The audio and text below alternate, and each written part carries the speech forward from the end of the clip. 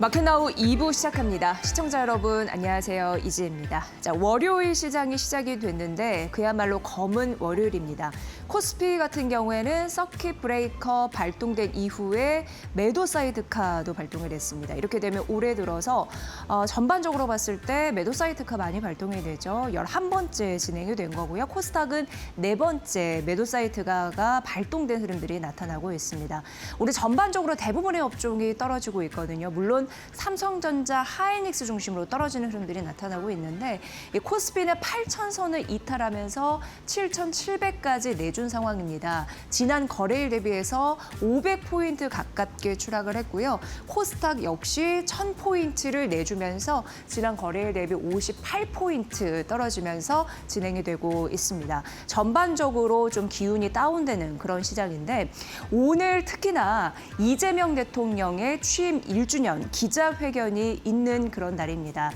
비전은 그러니까 기자회견의 주제는 대체 불가한 대한민국입니다. 그러니까 전 세계가 주목하는 대한민국을 넘어서 전 세계가 필요하는 대한민국인데 지난 1주년, 취임 1주년간의 소회를 밝히고 2주년 되는 차에 국정 비전을 밝히고 4대 핵심 과제를 밝힐 것으로 예상이 됩니다. 저희가 현장 연결해서 보고 그 이후에 또 이야기 나눠보도록 하겠습니다. 현장 함께 만나보시죠. 취임 1주년 기자회견의 슬로건은 보시다시피 대체 불가 대한민국, 세계가 꼭 필요로 하는 나라로입니다. 진행 순서는 먼저 기획 영상을 보고 취임 1주년을 기념하는 대통령님 말씀에 이어 질의응답 순으로 진행되겠습니다. 질의응답은 총 3가지 분야로 민생 경제 분야, 정치 외교 안보 분야, 마지막으로 사회문화 기타 분야 순입니다.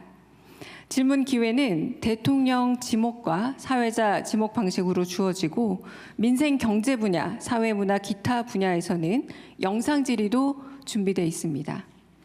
더 많은 분들께 기회를 나누고자 질문은 하나씩 부탁드립니다. 먼저 국민이 만든 대전환의 길, 회복과 도약 모두의 일련을 담은 영상을 함께 시청하시겠습니다. 네, 오늘 지금 이제 취임 1주년 기자회견이 시작이 됐습니다. 작년 7월이었습니다. 취임한 이후에 기자회견이 있었고 딱 100일 되는 날이 이제 9월이었거든요. 그때 2차 기자회견이 있었고 세 번째는 올해 1월 신년 기자회견이 있었고 그리고 바로 오늘 취임 1주년 기자회견이 있는 날입니다. 이후에 영상 본 이후에 기자들의 자유 그 질문이 오고 갈 것으로 예상되는데 저희가 속보 나오는 대로 발빠르게 전해드리도록 하겠습니다. 어쨌든 이 코스피는 대통령이 취임했을 때는 2,770선이었습니다. 그런데 취임 233일 만에 5,000선을 돌파하면서 취임 1주년 되는 그 시점에 8,400을 넘어서기도 했습니다. 앞으로 자본시장 활성화 이런 부분에 대해서 여론조사를 했는데 한 75%가 그래도 긍정적으로 반응하는데 앞으로 어떤 4대 목표가 나올 수 있을지 관심 있게 지켜보시면 될 것 같습니다. 자, 오늘은 전반적으로 좀 어두운 상황이 나타나고 역시나 외국인이 파는 흐름들이 나타나고 있습니다. 전반적인 검은 월요일 이 시장을 어떻게 우리가 봐야 할지 하나증권에 오늘 아침에 또 리포트를 내셨더라고요. 빈센트 연구위원을 좀 연결을 해서 이 시장의 조정, 이 급락에 대한 여파 앞으로 어떻게 투자 전략을 세워야 될지 좀 들어보도록 하겠습니다. 자, 오늘 빈센트 연구위원 연결합니다. 위원님 안녕하세요. 네, 안녕하세요. 하나증권 빈센트입니다.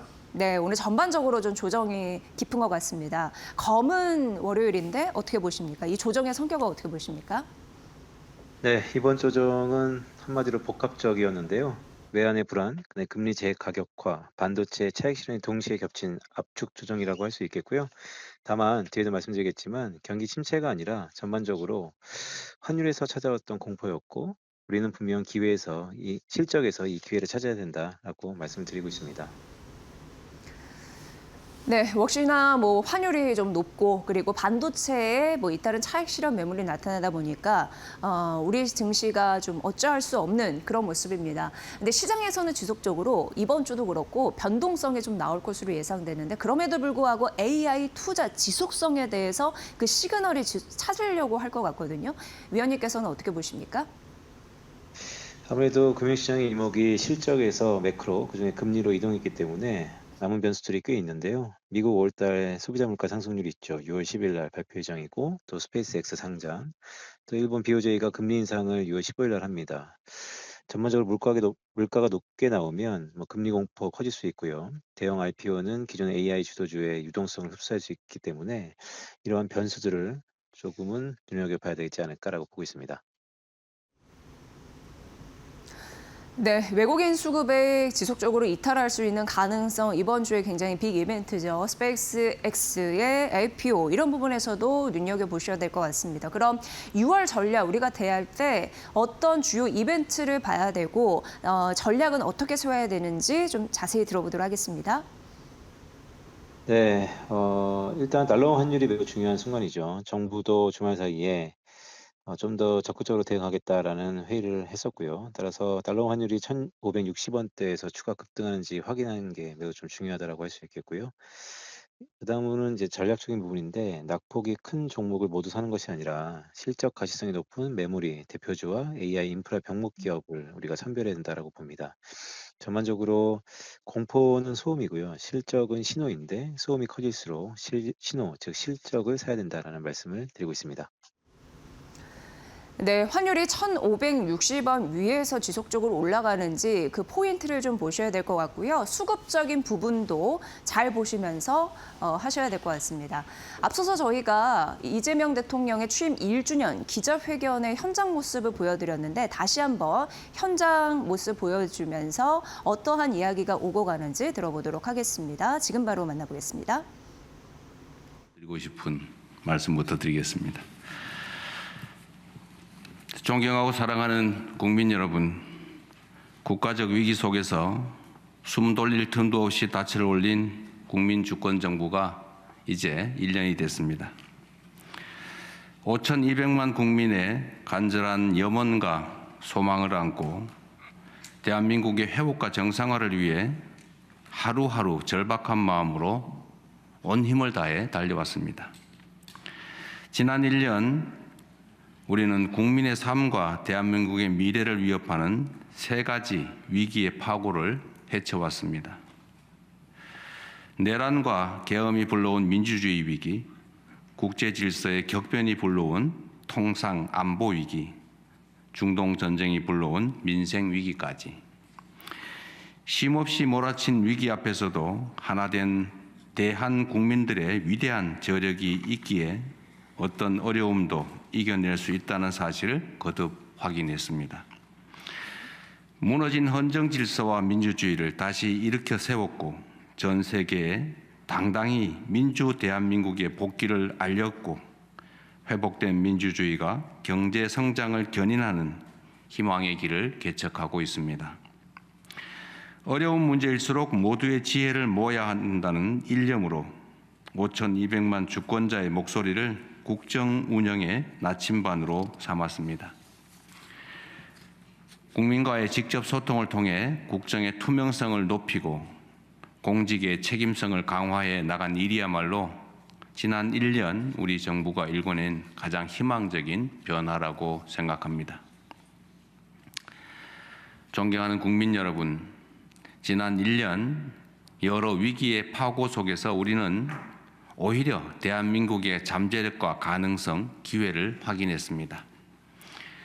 유례없는 민주주의 위기는 대한 국민들의 놀라운 저력을 보여준 계기가 되었고 국제 질서의 격변이 불러온 지정학적 위기는 대한민국의 뛰어난 산업, 기술 경쟁력을 입증하는 계기가 됐습니다. 지난해와 올해 외교 무대에서 각국 정상들을 만나며 전 세계가 우리 대한민국을 주목하고 있다는 사실을 실감했습니다. 바다를 접한 나라라면 모두 대한민국과 협력하고 싶어하고 국토를 지키고 싶어 하는 나라라면 모두 대한민국과 함께하고 싶어 합니다. 전 세계가 주목하는 대한민국을 넘어서 전 세계가 필요하는 대한민국이 되겠다라는 대체불가 대한민국을 슬로건으로 해서 이재명 대통령의 1주년 기자회견 지금 영상 보셨습니다. 중요하게 나오는 속보 내용은 저희가 마켓나우 2부에서 발빠르게 전해드리도록 하겠습니다. 현재 시간 10시 10분 정도 지나고 있는데요. 시황 상황 보고 나서 머리코드 이어가겠습니다. 김현주 캐스터 받아주세요. 네, 오늘 코스피가 서킷 브레이커까지 발동되면서 극심한 변동성을 보이고 있습니다. 하락을 낙폭이 조금씩 커지는 모습을 보였는데 그래도 서킷 브레이커가 발동된 이후 이를 조금씩 회복하는 모습을 보여주고 있는 상황입니다. 미국에서도 나스닥과 S&P 500 선물이 조금 반등하는 모습이 나타나고 있기 때문에 또 양전에 성공한 모습이 나타나고 있기 때문에 오늘 우리 시장 오후장 들어서 다시금 조금 힘을 받을 수 있을지 낙폭을 줄여 나갈 수 있을지 눈여겨보시는 게 중요할 것 같습니다. 현재 시간 트레이딩 뷰를 통해서 조금 더 자세한 흐름 짚어보시죠. 삼성전자와 SK하이닉스, 삼성전자 같은 경우에는 장 초반과 비슷한 흐름을 이어가고 있습니다. 약 7% 가까이 빠지면서 급락하는 흐름 이어가고 있는데요.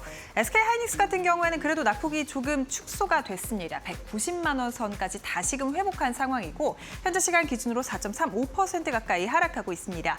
SK하이닉스와 SK텔레콤의 낙폭이 조금씩 줄어들면서 SK텔레콤 같은 경우에는 1% 넘게 상승폭을 키워내고 있습니다.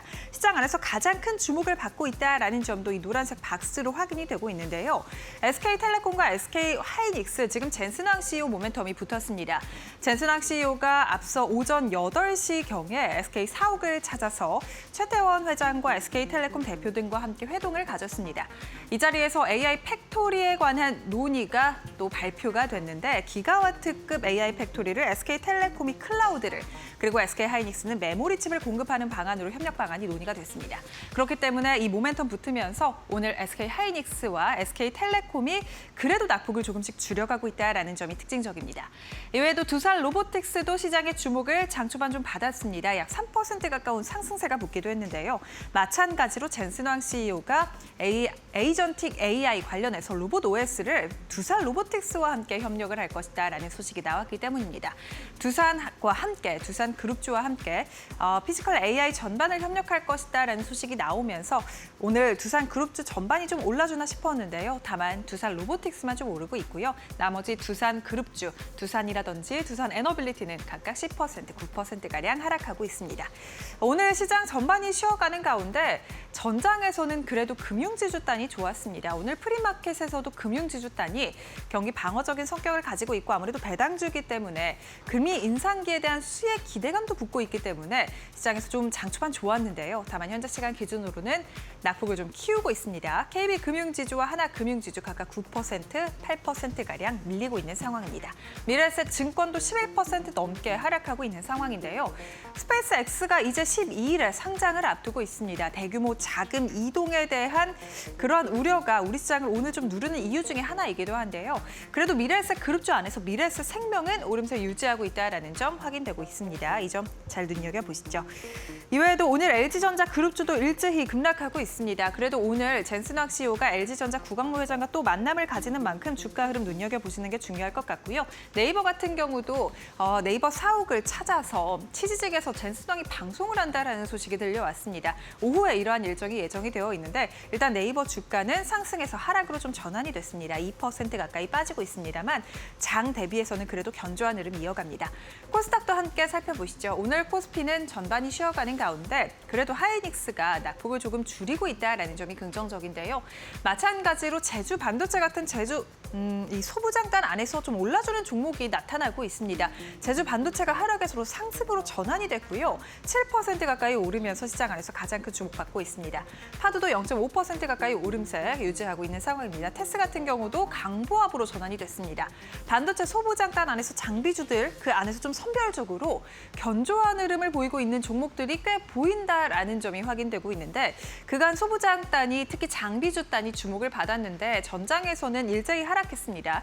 오늘 일단 코스피와 코스닥 일제히 급락하는 상황 속에서 장비단 다시금 좀 힘을 내주는 종목들이 보인다는 점 확인되고 있습니다.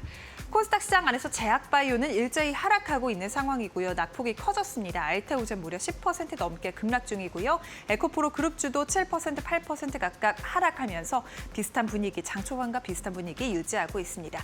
그래도 로봇 관련된 종목으로 조금씩 선별적인 움직임이 나타나고 있습니다. 로봇 관련해서 지금 보스턴 다이내믹스가 단독 보도긴 하지만요. 한국에서 로봇 아틀라스를 생산할 계획을 가지고 있다. 이에 따라 로봇 부품주를 우리나라 안에서 로봇 부품 관련된 협력사를 좀 찾고 있다라는 소식이 나왔습니다. 이에 따라 관련된 화신 전공 같은 종목들이 좀 주목을 받았다라는 점 말씀드리도록 하겠습니다. 지금 미래스 벤처 투자가 0.38%가량 하락에 그치고 있습니다. 앞서 말씀드린 것처럼 스페이스 X 관련된 상장 모멘텀 붙은 종목들 그래도 좀 선별적으로 견조한 흐름 가져가고 있습니다. 장 초반 대비해서 조금씩 낙폭을 회복하고는 있지만 여전히 좋지 않은 상황인데 지수 상황 바로 열어보도록 하겠습니다. 코스피와 코스닥 7%, 6% 각각 밀리고 있습니다. 코스피는 7% 하락한 7,582포인트 지나가고 있고요. 지금 장 초반에 8% 넘게 급락하면서 서킷 브레이커가 걸렸었죠. 그래도 6.96%가량 하락하는 흐름 보이고 있는데 여전히 좋지는 않은 상황입니다. 코스닥 같은 경우도 6% 넘게 밀리면서 937포인트 지나갑니다.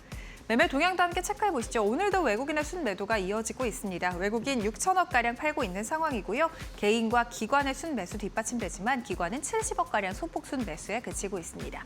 코스닥도 함께 살펴보시죠. 오늘 개인이 좀 이 저가 매수가 코스피장에 강하게 유입이 되고 있는 상황인데 코스닥 같은 경우에는 기관이 좀 들어옵니다.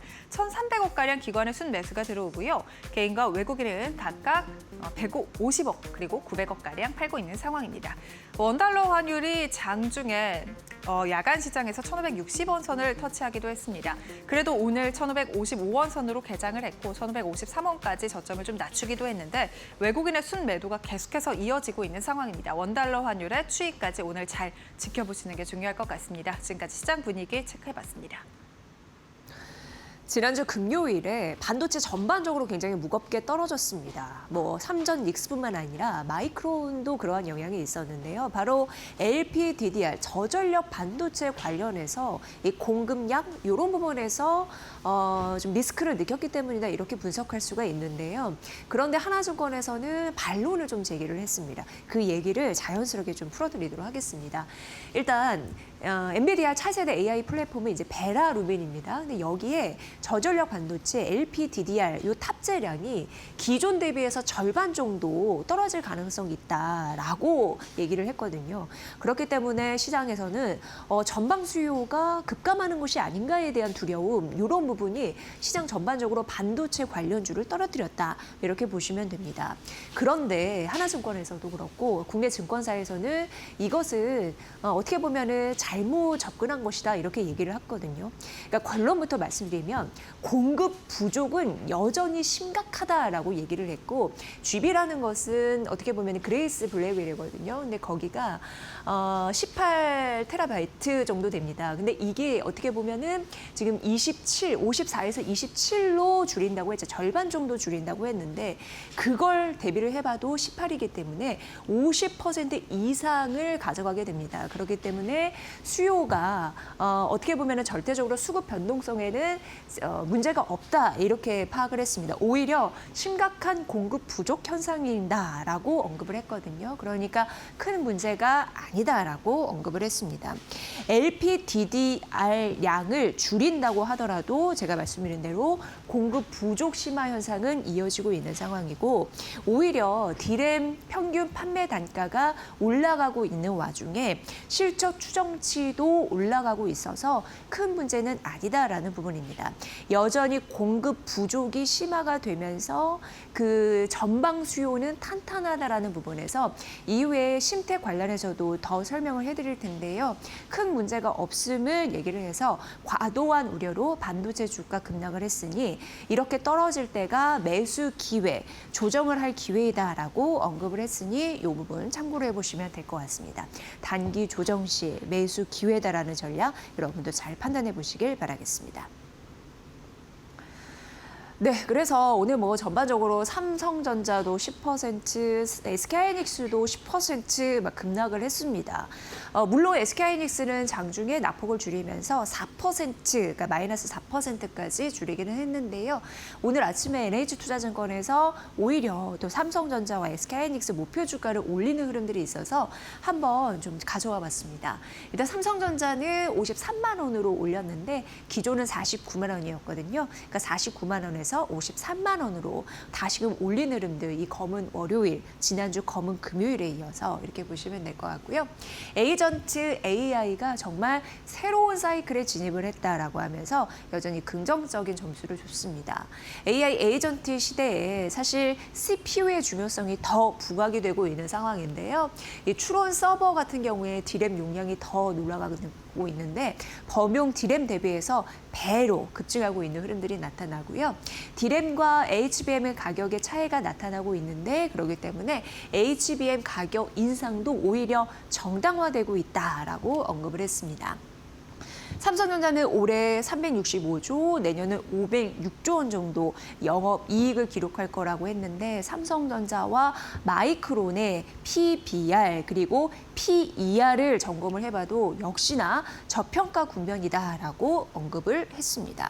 왜냐하면 삼성전자는 PBR로 봤을 때 2.6배, 근데 마이크론이 한 4.9배 되거든요. 근데 PER, 최근에 PER로 또 계산을 하잖아요. 그를 보더라도 삼성전자가 한 5.3배, 그런데 마이크론이 9.1배, 이 정도 되기 때문에 훨씬 저평가 영역이다라고 언급을 했습니다. SK하이닉스 역시 메모리단에서 같이 이렇게 언급을 했고요.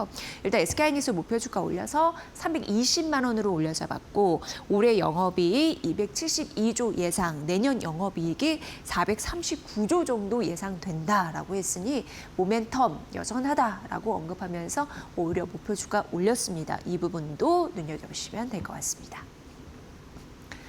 자, 그리고 앞서서 심태 얘기를 좀 잠시 해드렸는데 IM증권이고요. 본질은 같다. 흔들리는 건 심리일 뿐 이렇게 언급을 했습니다. 그래서 목표 주가 18만 5천 원을 유지를 했습니다. 소캠 용량이 줄어들어도 여전히 수요 둔화는 아니고 공급에 제약이 있는 부분인데 지금 엔비디아에서 물량을 좀 주문을 했는데 일부 메모리 업체에서 수율 둔화나 이익 대비해서 좀 그럴 것 같은데 라고 해서 물량을 안 주는 것으로 얘기를 했거든요. 그러니까 어떻게 보면은 전방 수요에 대한 둔화는 아니다. 앞서서 제가 말씀드린 그것과 함께 연결해 보시면 될 것 같습니다. 그래서 큰 충격은 아니고 본질은 같고 심리의 문제로 떨어졌을 뿐 이렇게 얘기를 했습니다. 오히려 뭐 소캠 디램 용량이 빠지더라도 PCB 기판 같은 경우에는 그 규격을 유지하는 바 흔들림이 없다라고 얘기를 했거든요. LPDDR-용 MCP 기판 이런 부분으로 봤을 때 모듈 PCB당 4개가 탑재를 되는 부분이라서 기판은 전혀 문제 없다. 또 한 번 강조를 했고요. 6월에 오히려 대량 양산 계획이 있는 바 이런 부분으로 긍정적인 실적을 가져다 줄 수 있다라고 언급을 했습니다. 올해 소캠용 PCB 시장 한 3천억 원 정도로 예상을 하더라고요. 그런데 심텍 같은 경우에는 우리가 한 점유율 50%를 확보할 수 있다라는 목표를 가지고 있는 상황이고요. LPDDR 기판 수요가 늘어나면서 심텍에서 반도체 기판 T라고 얘기를 하는데 그 기판 가동률은 70입니다. 근데 다른 경쟁사 같은 경우에는 풀 가동하는 데가 있습니다. 그런데 심텍 이쪽에서는 한 70% 가동률을 갖고 있어서 전방 수요가 무너지지 않았다라고 얘기를 했잖아요. 그런 흐름으로 봤을 때 더 수요가 붙는다면 다른 경쟁사 대비해서 30%의 추가 룸이 있습니다. 그렇기 때문에 이쪽에서 더 먹을거리가 있어서 더 긍정적이다라고 판단했거든요. 심텍 목표 주가 유지한 이유에 대해서 잘 살펴보시길 바라겠습니다. 네, BH 이제 오늘 같은 경우에도 젠슨항 CEO가 오고 피지컬 AI에 대한 여러 가지 협력이 있을 것이다. 그럼 로봇은 어떻게 될 것인가? 많은 분들이 궁금하실 텐데 그런 의미에서 BH 오늘 나왔고 로봇으로 한 단계 레벨업할 수 있다라고 언급이 됐습니다. 기존 목표 주가 대비해서 84%나 올려잡아서요. 4만 6천 원으로 올려잡았고요. 여기가 이제 하반기에 사업부별로 성장이 좀 가속화될 가능성이 있어서 긍정적으로 목표 주가를 좀 올린 흐름들이 눈에 띄었습니다. BH 같은 경우에는 로봇 정보 밸류 체인 부분에서 긍정적인 그런 부분 시그널이 잡히기 때문에 재평가받을 가능성이 있다라고 언급이 됐고요. 관절 FPCB 수요가 늘어나면서 내년과 후년이죠. 구조적인 수요 이런 부분에 대해서 있다 보니까 성장이 가능하다라고 언급이 됐습니다.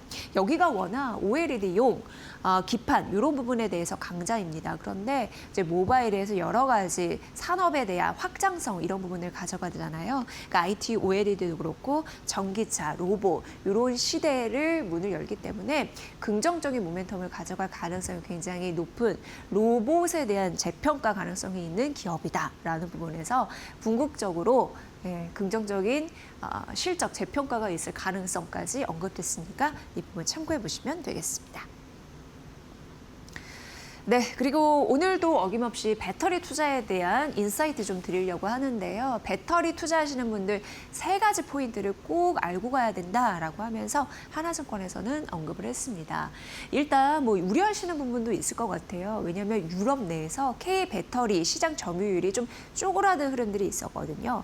그래서 이게 어떻게 보면 30% 밑을 좀 하회했습니다. 그럼에도 불구하고 긍정적인 3가지 포인트 언급을 드린다고 했는데 여기에서 회복이 좀 빠르게 나타나는 것이 대장주 역시 LG 에너지 솔루션이었습니다. 유럽 시장에서 배터리 탑재량이 회복하는 속도가 다른 경쟁사 대비해서 괜찮다라고 하는데 3월 같은 경우에는 1년 사이에 33% 그리고 4월 같은 경우에 1년 사이에 25% 탑재량이 는 흐름들이 나타났고 이 얘기인즉슨 유럽에서 테슬라 판매가 좀 회복이 되면서 긍정적인 데이터가 좀 붙고 있다 이렇게 보시면 될 것 같습니다. 그리고 온사이트 이제 발전이라고 해서 ESS 수요가 늘어나고 있는데 온사이트 같은 경우에는 다른 외부 전력망에서 전기를 끌어쓰는 것이 아니라 인근의 부지나 자신들이 이제 스스로 자가 발전한다고 보시면 됩니다. 그런데 미국 쪽에서 AI 데이터 센터용 전력 공급 이런 부분이 워낙 절실하다 보니까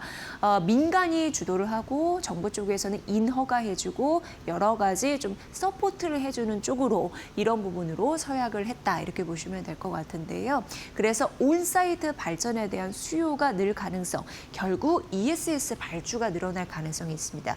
이 납세자 보호 서약이 3월에 시행이 됐거든요. 그 이후에 ESS 발주량이 늘고 있는 흐름들이 포착이 되고 있다라고 증권사에서는 얘기했고 대표적으로 LG 엔솔 이런 부분에 대해서 오라클 수주 이런 부분도 함께 맞물려 가고 있는 상황입니다.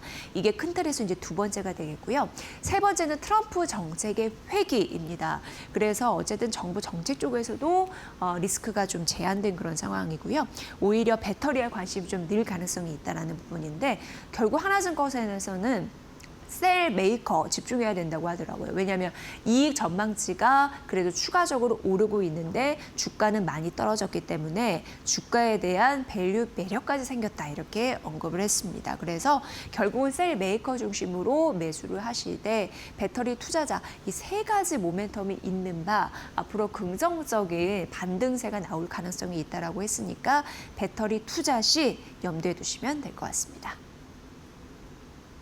네, 오늘같이 어려울 때 어떤 종목을 봐야 될지 굉장히 좀 까마득하실 수도 있는데 앞서서 빈센트 연구위원님이 말씀해 주신 대로 우리는 이제 전략적인 방향성은 그렇게 잡고 가면 되는데 방어주도 한번 눈여겨보실 필요성이 있을 것 같습니다. 이제 11일 날 스페이스X 굉장히 대역급 IPO가 준비를 하고 있는 상황인데요. 여기에서 최대 750억 달러 자금 조달 계획이 있는 상황이고 하반기에 실제 탑재물을 궤도에 투입한다라는 목표도 있고요. 사실 이제 스페이스X 같은 경우에는요. 이런 부분은 사실 하는 용도가 AI 데이터 센터용 투자라고 밝혔잖아요. 그런 만큼 앞으로 우리 메모리 반도체의 쓰임이 더 많아질 가능성이 있겠구나. 이런 부분도 투자 포인트로 언급이 될 수 있을 것 같고요. 그리고 캐비워시 첫 FMC 이런 부분이 열리게 되는데 정책에 대한 불확실성은 조금 더 나올 가능성은 있습니다.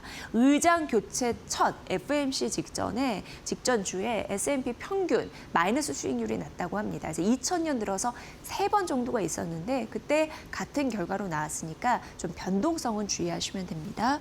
그래서 경기 방어주 쪽으로 위험자산 이런 부분은 좀 안 살 가능성이 있으니까 방어주 쪽으로 순환매 될 가능성을 염두에 두면서 가야 된다라는 언급이 있었습니다. 이 부분도 참고해 보시면 될 것 같습니다. 네, 오늘 서킷 브레이커, 매도 사이드카 아침부터 굉장히 우울한 그런 시장의 모습이었는데 이 낙폭을 얼마만큼 회복을 할 수 있을까, 그러면서 장을 마감할 수 있을까, 이것도 관전 포인트가 될 것 같고요. 지난주부터 매번 언급해드린 게 이제 젠슨항 CEO가 한국을 방문한 이후에 개별 종목, 그러니까 개별 기업과 이제 협력하는 소식이 지속적으로 들리고 있는데 이에 따라서 개별 종목에 대한 이벤트를 챙기면서 가야 된다라는 언급을 드린 바가 있습니다. 우리가 이후에 이 부분은 조금 더 잘 살펴볼 거고요. 오늘 전반적으로 시장이 좀 위축됐기 때문에 어떤 전략으로 이 위기를 돌파해야 될지 전체적인 맥을 좀 알려드리도록 하겠습니다. 오늘 2대1리 김태훈 파트너 좀 연결을 해보도록 하겠습니다. 파트너님 반갑습니다. 네, 안녕하세요. 네, 오늘 시장 좀 어렵네요. 어떻게 보십니까? 네, 지난주에도 말씀드렸지만 지금 시장은 이미 기준금리 인상 쪽으로 시장 분위기는 넘어갔습니다. 거기에 맞춰서 포트폴리오를 짜셔야 되고 지금은 무조건 실적이 좋은 종목들을 담아야 되는 때입니다. 지금 시장에서 파란불을 피고 있는 것은 대부분의 종목, 삼성전자 같은 이런 우량주도, 우리나라 유사일로 기업이 이렇게 많은 돈을 번 적이 없다라는 기업도 지금 파란색으로 마이너스 9%나 폭락을 하고 있습니다. 물론 이게 주가가 많이 오른 데서 떨어지는 거기 때문에 그 폭락폭이 굉장히 크긴 합니다. 하지만 이렇게 낙폭이 클 때 결국은 어느 정도 지선, 즉 이 회사가 만들어내는 현금이 워낙 많기 때문에 그 현금을 갖고 생각할 때 이 회사는, 그러니까 삼성전자는 이렇게 그 급락을 할 그 회사가 아닌 것이죠. 물론 SK 하이닉스도 마찬가지고요. 하지만 이런 종목들이 무너지고 있는 건 미국 시장에서 우리보다 먼저, 그러니까 우리 새벽에 끝난, 그러니까 지난주 금요일 날 끝났죠. 끝난 그 시장에서 이 반도체 쪽에서 굉장히 큰 폭락이 나타났습니다. 그 필라델피아 지수가 굉장히 큰 폭으로 하락해서 그 여파가 우리 증시에도 미치고 있는 것이죠. 하지만 우리나라 그 삼성전자도 그렇고 SK 하이닉스도 그렇고 메모리 반도체 글로벌 시장에서 넘버 1, 2입니다. 이 말뜻은 미국 기업이 3등이라는 뜻이죠. 그만큼 한국 기업이 이 시장에서 차지하고 있는 그 비중과 그 시장의 경쟁력이 있기 때문에 지금의 폭락에 너무 두려워하실 필요 없습니다. 자, 미국도 기준금리 인상 가능성이 들어가서 미국 시장이 저렇게 빚을 내서 AI에 투자하다가 그 빚에 대한 이자 부담이 늘어나기 때문에 이런 기업들이 리스크가 커지는 것이죠. 주주들에 대해서 배당을 줘야 될 돈을 투자를 하느라 다 써버리니 주주들은 열불이 날 만합니다. 하지만 우리나라 증시는 이제 다릅니다. 우리나라 증시는 작년부터 해서 이 고배당주로 넘어가고 있는 과정에 있기 때문에 이 미국 시장과 동일하게 생각하시면 아니고 좀 디커플링 돼서 생각을 하실 부분이 있습니다. 자, 지금 우리 시장에서 또 삼성전자나 SK하이닉스 이런 같은 대형주들 이런 쪽에서 이 기관과 외국인의 매물이 쏟아지고 있고 이를 개인 투자자들이 받다가 크게 손해를 보고 있는 상황입니다. 이 지금 고점에서 물리신 분들은 손절매하는 게 맞으시고요. 하지만 아직 삼성전자에 대해서 여유가 있는 예전부터 사신 분들은 일단 버텨보실 만하다는 생각이 듭니다. 왜냐하면 이렇게 급하게 떨어지면 역시나 급하게 V자 반등이 나오기 때문입니다. 지금 삼성전자나 SK하이닉스 모두 자신들이 만들어내는 현금 창출 능력에 비해서, 즉 자신들의 내재 가치보다는 지금 아직까지 저평가돼 있는 상태입니다.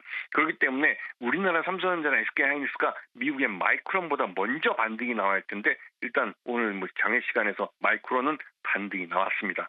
그렇기 때문에 너무 크게 동요하실 필요 없고 지금은 진짜 좋은 업종 대표주들, 실적을 내고 있는, 돈을 벌고 있는, 흑자를 내고 있는 이런 실적, 그러니까 업종 대표주면서 실적 우량주들이 저가에 살 수 있는 박앤세일 시즌이 왔다고 생각하시면 됩니다. 지금 용기 있게 이런 업종 대표주를 담지 못하면 결코 시장을 따라갈 수 없죠. 오늘 시장에서 로봇주 같은 게 굉장히 낙폭이 큽니다. 이게 반도체나 자동차 같이 수출주도 아니고 이제 하반기부터 보스턴 다이내믹스와 레인보우 로보틱스가 협력사를 중심해서 양산을 태우겠다고 하는, 즉 양산을 통해서 수익을 내는 산업으로 넘어가는 그 과도기적 단계에 있는 그 기대감으로 주가가 올라갔던 것이 실적으로 뒷받침되지 못하기 때문에 지금 하락하고 있지만 지금 보스턴 다이맥스 이 공급망이나 또 레인보우 로보틱스 공급망에 들어간 업체들은 빨간불을 켭니다. 대표적으로 화신과 화신전공 같은 경우는 보스턴 다이맥스의 아틀라스에 기구물을 납품합니다. 그 소식이 알려지면 화신전공 같은 경우는 코스닥 종목이지만 상한가를 쳐버렸죠. 그런 부분을 잘 보시면서 지금 원달러 환율이 굉장히 올라가면서 이 원달러 환율 때문에도 우리 수출주들은 사상 최대 수출 실적을 나타낼 겁니다. 이런 부분 생각하시면서 지금 실적이 좋은 우량주들을 내 포트폴리오에 담아야 될 그런 타이밍입니다. 이렇게 변동성이 굉장히 클 때 보다 확실한 실적에 기대해서 전략을 세우는 게 편안한 선택지가 되겠다라는 생각 듭니다. 네. 자, 그럼 오늘 관심주 어떤 종목을 우리가 바라보면 수익률에 도움을 받을 수 있을까요? 네, 업종 대표들 중에 우리가 매일매일 즐겨보는 우리나라 드라마를 만드는 대표적인 드라마 제작사 스튜디오 드래곤이 있습니다. 이 업체는 지금 52주 신저가를 기록하며 지금 파란색을 켜고 있지만 이 스튜디오 드래곤 자체가 1분기 때 내놓은 실적은 어닝 서프라이즈였습니다.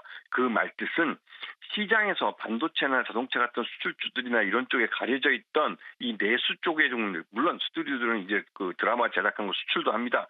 물론 넷플릭스라는 장벽이 있지만 중국 시장이 한한령이 점차적으로 열릴 가능성이, 한한령이 해제되면서 중국 시장이 열릴 가능성이 점점 커지고 있고 중국도 내수 진작으로 해서 우리 한국과의 문화교류를 늘리려고 하고 있기 때문에 스튜디오 드래곤 같은 경우는 충분히 좋은 수익을 낼 수 있는, 즉 지금 하락하면 하락할수록 기대의 수익률이 커지고 있는 종목입니다. 지금 이럴 때 스튜디오 드래곤을 조금씩 사 모아야 될 그런 타이밍입니다.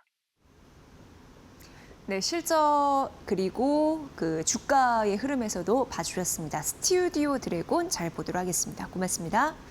네, 고맙습니다. 네. 뭐 시장은 굉장히 검은 월요일이긴 한데 굉장히 많은 이벤트 그리고 이슈가 나오고 있는 상황입니다. 현재 이재명 대통령이 취임 1주년 기자회견을 지금 진행을 하고 있는데요. 현장 궁금할 것 같아서 다시 한번 가보도록 하겠습니다. 현장 지금 만나보겠습니다. 성원을 받는 국민성장펀드가 모두의 성장이라는 제 역할을 다할 수 있도록 더 꼼꼼히 살피고 반도체로 인한 초과 세수를 가장 효과적으로 활용할 방안도 마련하고 있습니다. 첨단 전략 산업이 성장할수록 내 삶이 바뀐다는 그런 믿음이 있어야 더 과감한 국가적 투자도 끊임없는 혁신도 국민과 함께 가능하다고 믿습니다. 둘째, 국민 모두의 평화와 자부심을 지키는 글로벌 외교 안보 강국으로 나아가겠습니다. 지난 1년 우리 대한민국은 더 이상 열강에 둘러싸여 흔들리는 동방의 작은 나라도 국제 질서의 변화를 수동적으로 따르는 후발 약자도 아님을 증명했습니다. 한미 원자력 협정 개정, 핵 잠수함 도입, 조기 전자권 회복 추진 등 지난 1년간 만들어낸 외교 안보의 귀중한 성과들이 구체적 결실로 맺어지도록 최선을 다하겠습니다. 평화가 곧 성장이고 평화가 곧 민생이라는 대원칙 아래 한반도의 평화와 안정, 공존과 공동 번영의 길도 흔들림 없이 개척해 나아가겠습니다. 민주주의와 산업 경쟁력, 문화적 영향력까지 갖춘 우리 대한민국은 이미 세계가 따라 배우고 싶은 모범 사례가 되었습니다. 굳건한 한미동맹, 강력한 자주국방, 실용적 국익 외교를 바탕으로 글로벌 책임 강국으로서의 위상과 역할을 강화해 나가겠습니다. 셋째, 국민 모두가 합의한 규범과 규칙이 확실히 지켜지는 정상사회로 나아가겠습니다. 규칙을 어기면 이익을 보고 반칙과 편법으로 성공하는 나라에서 어떤 혁신과 도전을 감히 기대할 수 있겠습니까?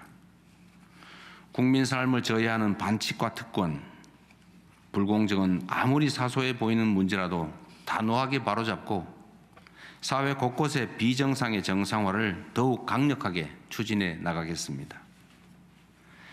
시장 질서를 교란하는 주가 조작, 부동산 범죄 등 민생 범죄는 철저히 엄단하고 특권 해체를 위한 구조개혁 과제도 흔들림 없이 이행할 것입니다. 넷째, 국민의 목숨을 살리는 정부로서 국민 모두의 생명과 인간다운 삶을 지키는 데 온 힘을 다하겠습니다.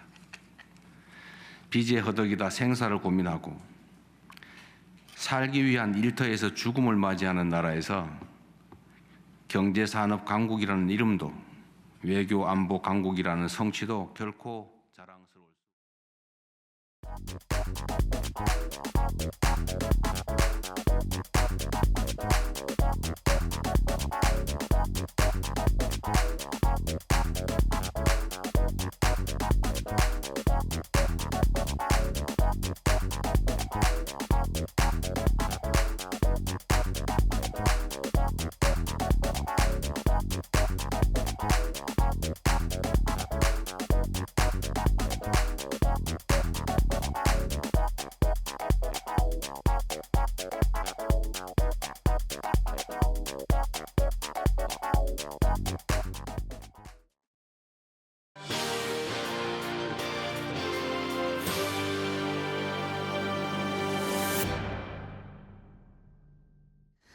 대체 불가한 대한민국을 만들겠다라는 이재명 대통령의 1년 취임 1주년 기자회견 만나봤습니다.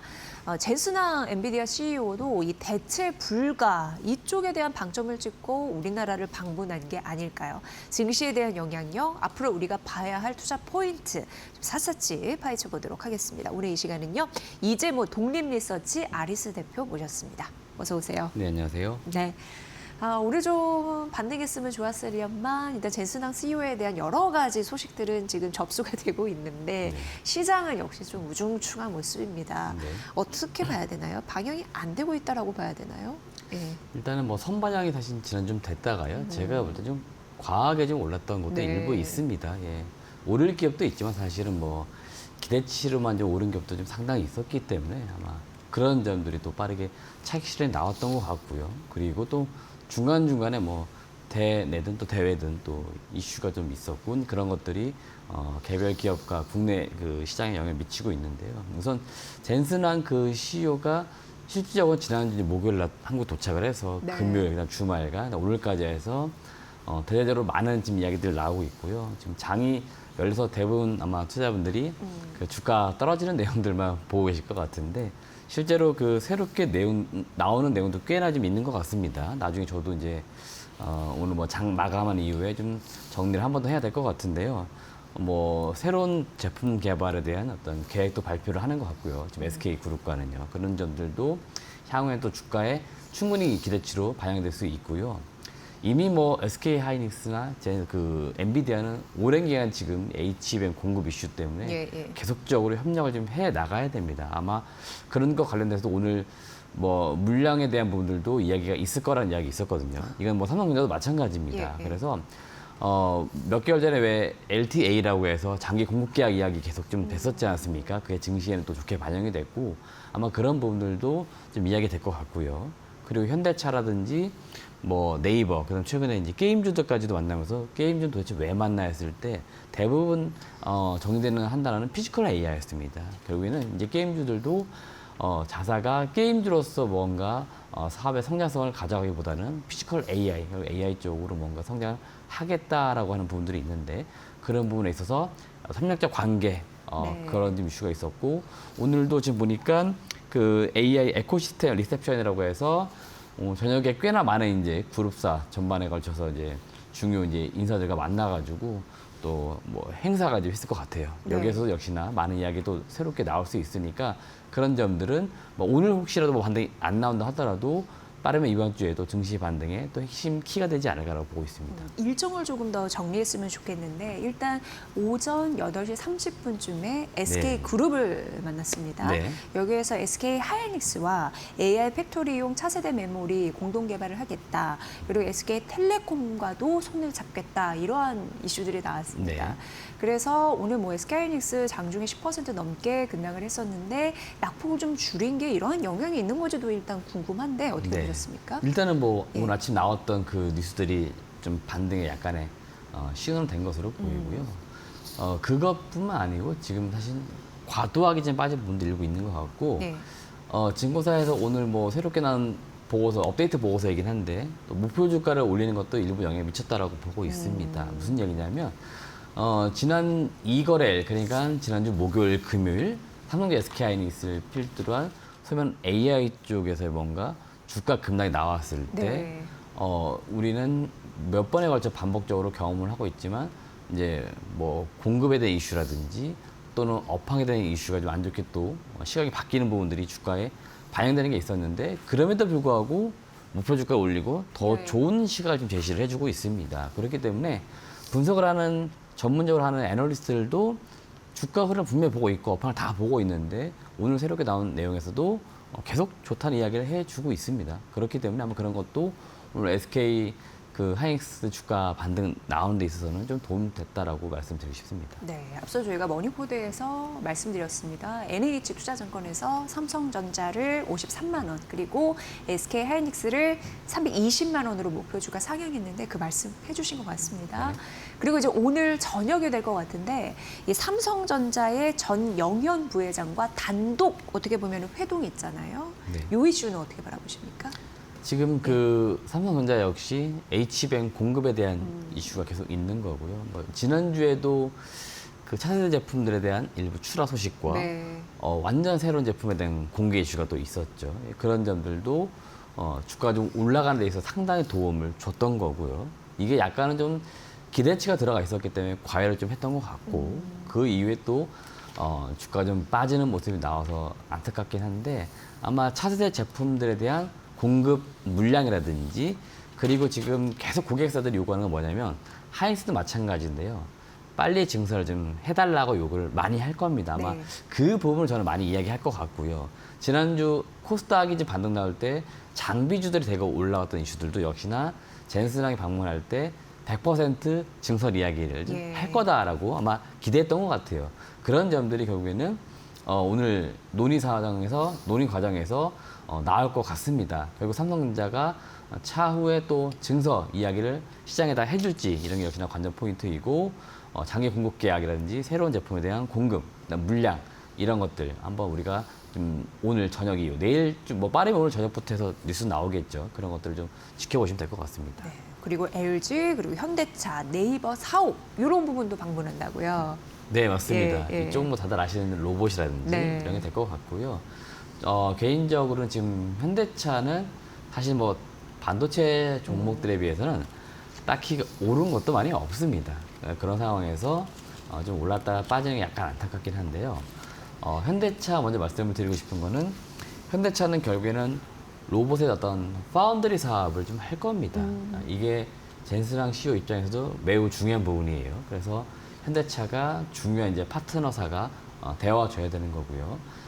네이버 역시 최근에 주가가 그 젠스랑 CEO 방문한다는 소식과 함께 많이 올랐는데 가장 안 빠진 종목은 제가 볼 때 네이버입니다. 네. 네이버가 좀 더 새로운 뉴스가 나올 만한 게 꽤나 있다고 보고 있는데 아직까지는 뚜렷한 것들이 뭐 나오고 있지는 않습니다. 다만 이제 그 이번에 뭐 삼수회담에서도 그렇지만 이해진 의장이 결제도 하고 그럴 정도로 이번에 예. 같이 이제 회식에 참여하면서 중요한 지금 중요한 그룹으로 부각이 되고 있습니다. 아마 그런 점들이 네이버 주가 측면에도 영향을 미칠 거다라고 말씀드리고 싶습니다. 네.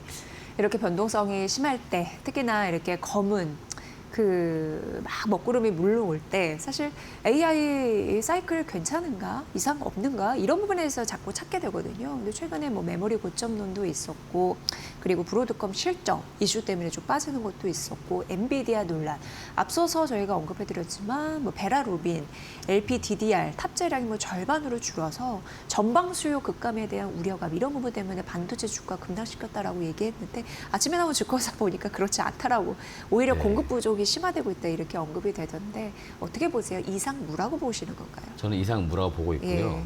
제 기억이 뭐 정확하진 않지만 한 2월 즈음에서 동일한 이슈로 이렇게 삼성전자 SK 주가가 많이 빠진 적이 있었고요. 네, 네, 그때 똑같은 얘기입니다. 결국에는 AI 산업 성장 이거 계속 되는 거 맞아. 그다음에 투자 계속 할 수 있는 거 맞아 했을 네. 때 빅테크 기업들이 돈을 끌어다가 투자하겠다는 이야기 했고요.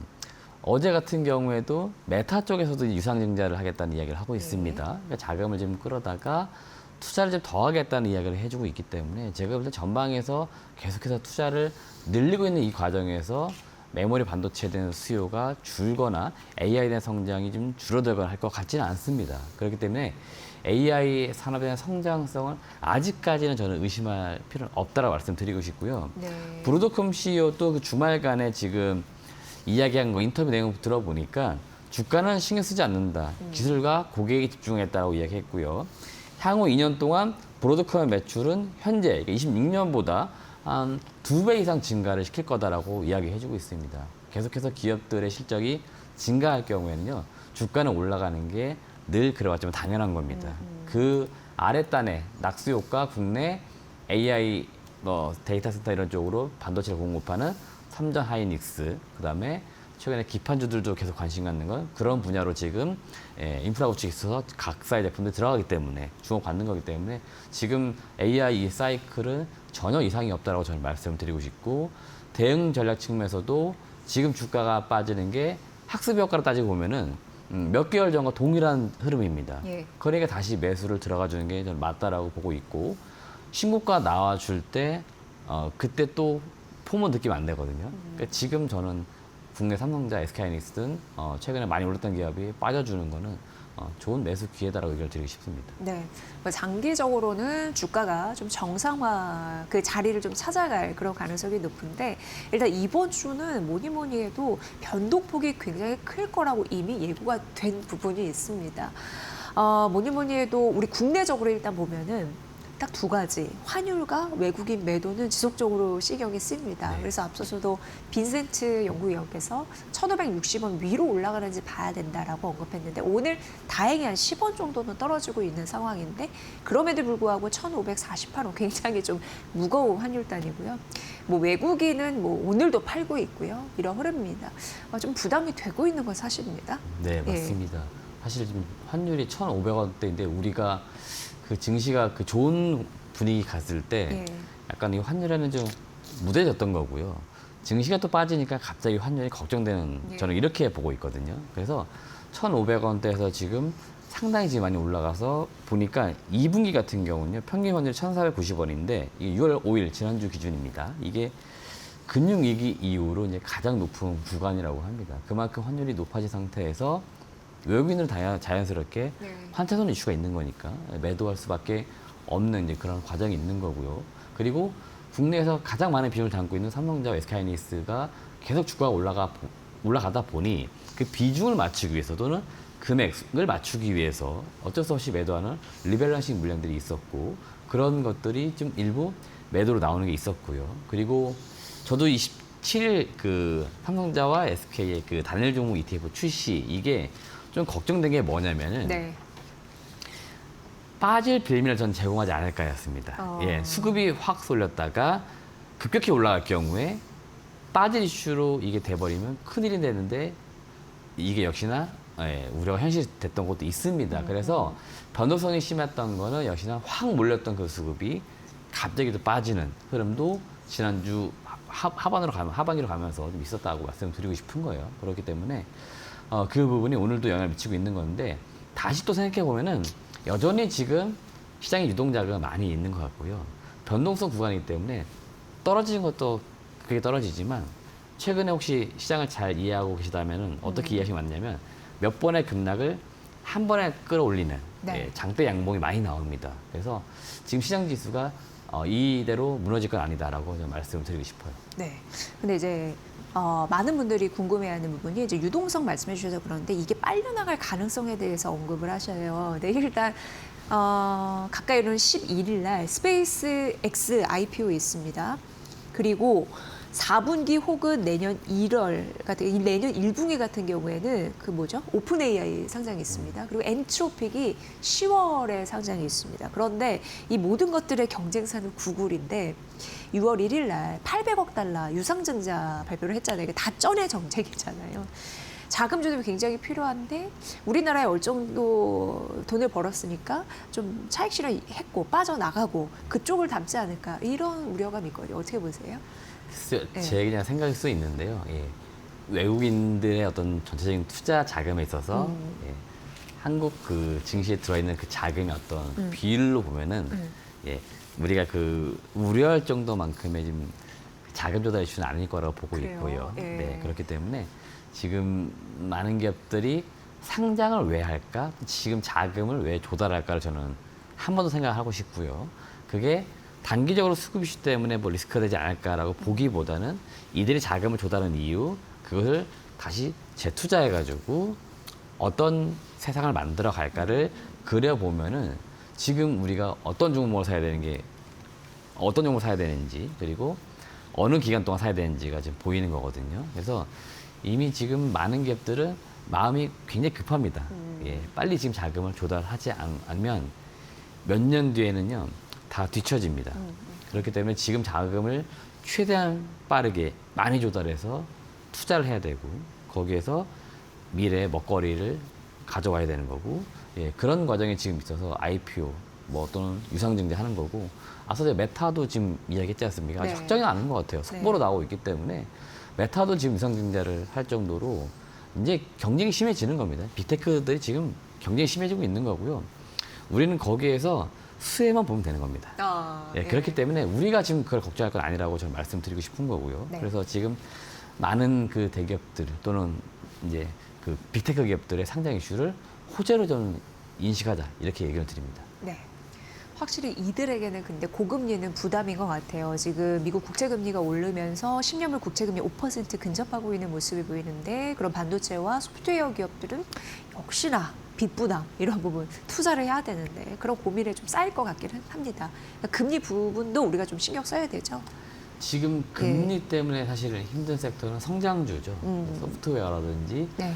오늘 그 시장에서 보시면은 코스닥이 사실은 엄청 많이 빠지는데, 코스닥 쪽은 잘 보시면 대부분 기술주라고 불리는 기업들인데 이들은 금리에 굉장히 취약합니다. 그렇기 때문에 성장주 중심으로 주가가 이제 빠지는 건 어느 정도 낙동되는 거고, 이게 매크로 이슈 때문에 이제 빠진다라고 이해할 수 있는 거죠. 그렇기 때문에 지금 사실은 이 금리 이슈 때문에 국내 시장에서 가장 저는 고통받고 있다라고 느끼는 섹터는 바이오 섹터입니다. 바이오. 네. 요새 바이오주들이 시총 상위 있는 기업들도 주가를 잘 보시면은 고점 대비 3배 이상 빠진 기업도 있습니다. 예, 이 기업들이 펀더멘털에 무언가 이슈가 엄청나게 있냐면 그 정도는 아니거든요.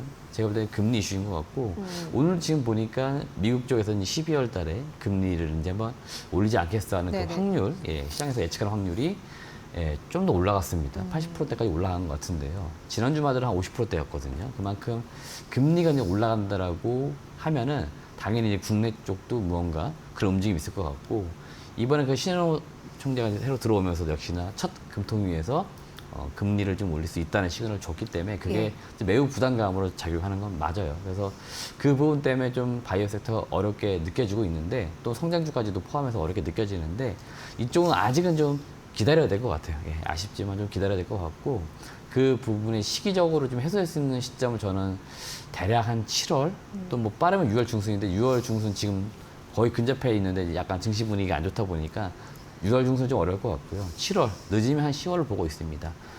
코스닥을 좀 활성화시키는 정책도 나올 것 같고, 그래서 금리 이슈는 그렇게 보시면 될 것 같고요.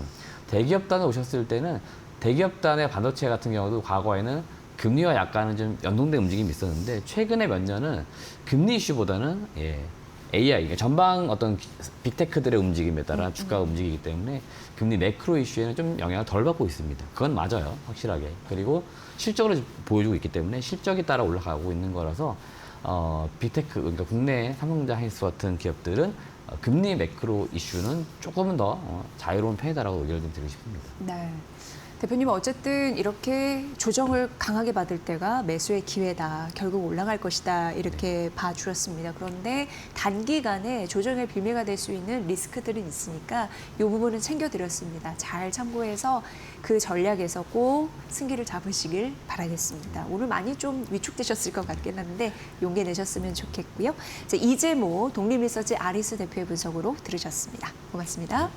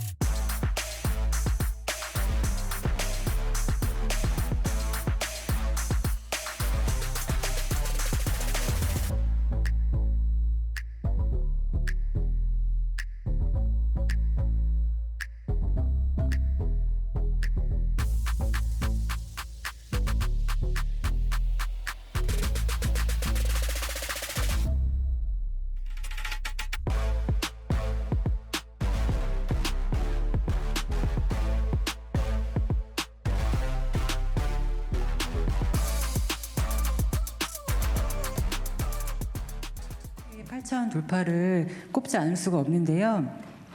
그 자본시장 활성화나 아니면 한국 시장에 대한 재평가가 이루어진 거에 대해서 좋은 평가가 있었던 것 같습니다. 그 8천선 돌파에 대한 어떤 그 자본시장 활성화에 대한 어떤 평가 말씀이 듣고 싶고요. 또 생각보다 속도가 빠르게 올라가다 보니까 좀 골이 깊지 않을까에 대한 걱정도 많은 것 같은데 이에 대한 대통령 생각은 어떠신지 궁금합니다. 네. 지금 제가 들어오면서 보니까 8천이 깨졌더군요. 8천이 깨졌으니까 대폭락이 왔다고 누가 얘기할 수도 있는데 2,700에 비하면 엄청 올라온 거죠. 원래 뭐 주식 시장은 진폭이 좀 크긴 하지만 진동이 있기 마련이죠. 맨날 올 수만은 없고 맨날 내릴 수만도 없습니다. 적정한 가격 균형점을 찾아가는 과정이죠. 끊임없이. 상황은 변하니까요. 제가 주가지수 5천 얘기한 건 한 2, 3년 지난 다음 정도를 제가 기대를 하고 자신이 있었는데 이게 지금 6개월 만에 이렇게 돼버렸어요. 그거는 신뢰 때문인 것 같습니다. 그러니까 이게 새로운 상황을 만든 게 아니고 비정상의 정상화 과정이었기 때문에 이 정상화 되는구나라고 확신이 드는 순간에 이걸 2, 3년 기다릴 이유가 없는 거죠. 정상을 찾아가는 마치 용수철처럼 우리나라 주식시장은 너무 과도하게 눌려 있었어요. 다 아는 것처럼 뭐 PBR이니 PER이니 이런 거 따질 것도 없이 자주에는 이상하게 너무 낮았어요. 한 잘해봐야 60% 정도 평가밖에 못 받았다. 잘해봐야. 그 예를 들면 이게 비교를 해봐도 지정학적 불안정, 예를 들면 전쟁이나 이런 위험성, 외교, 군사, 안보적 영역이 불안정 때문이라면 대만을 설명할 수가 없죠. 사실 대만이나 이쪽보다 한반도가 더 군사, 안보적 측면에서는 더 불안하지 않나요? 아니 뭐 얘기하면 우리가 북한을 막 어떻게 집적거리지 않은 한 좀 집적거려서 문제가 되긴 했죠. 예를 들면 경제 상황은 또 어떠냐? 다 비정상이었어요. 말이 안 되는 상황이었죠. 그래서 이거를 정상화한다면 뭐 어느 정도 갈까? 저는 반도체 특수 상황 뭐 이런 거 빼고 그냥 현재 상태에서만 정상화 조치를 통해서 5천을 넘길 수 있다고 봤어요. 그 신뢰를 회복하는 과정. 예를 들면 한반도의 지정학적인 불안정성을 완화하는 거, 국가의 산업 경제 정책을 분명하게 제시하는 거, 예측 가능하게 하는 거, 뭐 시장이 주가 조작이니 이런 거 못하게 만드는 거, 앞으로 하면 혼나는구나라고 생각해서 지난 건 어쩔 수 없지만 앞으로는 최소한 못하게 하는 거. 예를 들면 뭐 회사의 기업이익이 늘어나도 뒤로 소위 파이프 박아가지고 다 빼돌리고 뭐 이런 거 있잖아요.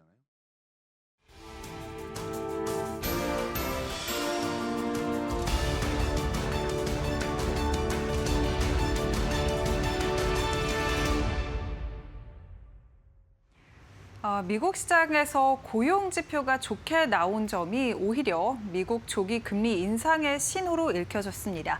이에 따라 기술주들이 낙폭이 컸는데 이 영향을 오늘 우리 시장이 그대로 받아가고 있습니다.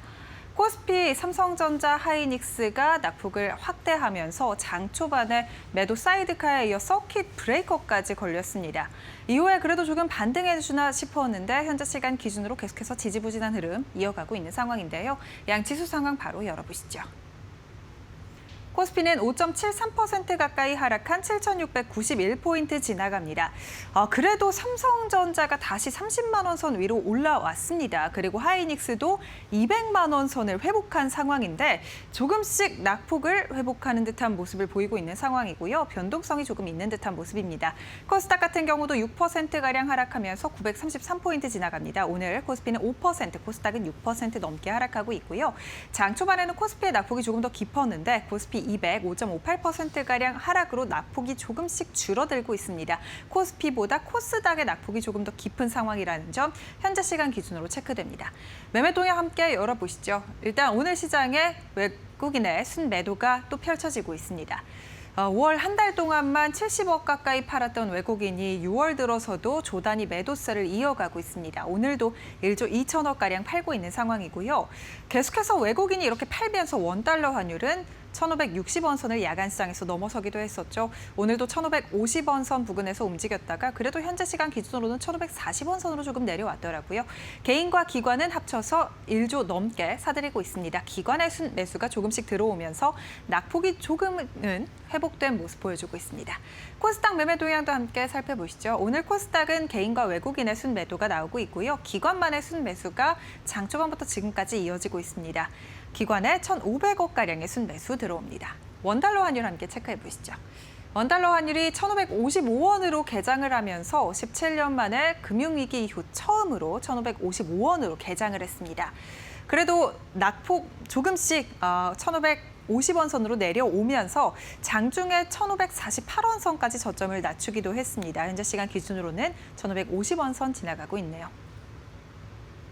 네, 이렇게 오늘 시장 상황 간단하게 살펴봤는데 원달러 환율이 1,550원 선 부근에서 움직이고 있습니다. 개장 직후보다 조금 내리긴 했지만 여전히 고환율 기조를 유지하고 있는 상황인데요. 장 후반까지 외국인의 수급 어떻게 움직일지 눈여겨보시는 게 중요할 것 같습니다. 그렇다면 오늘 투자 뉴스는 어떤 게 있는지 바로 이어서 살펴보시죠.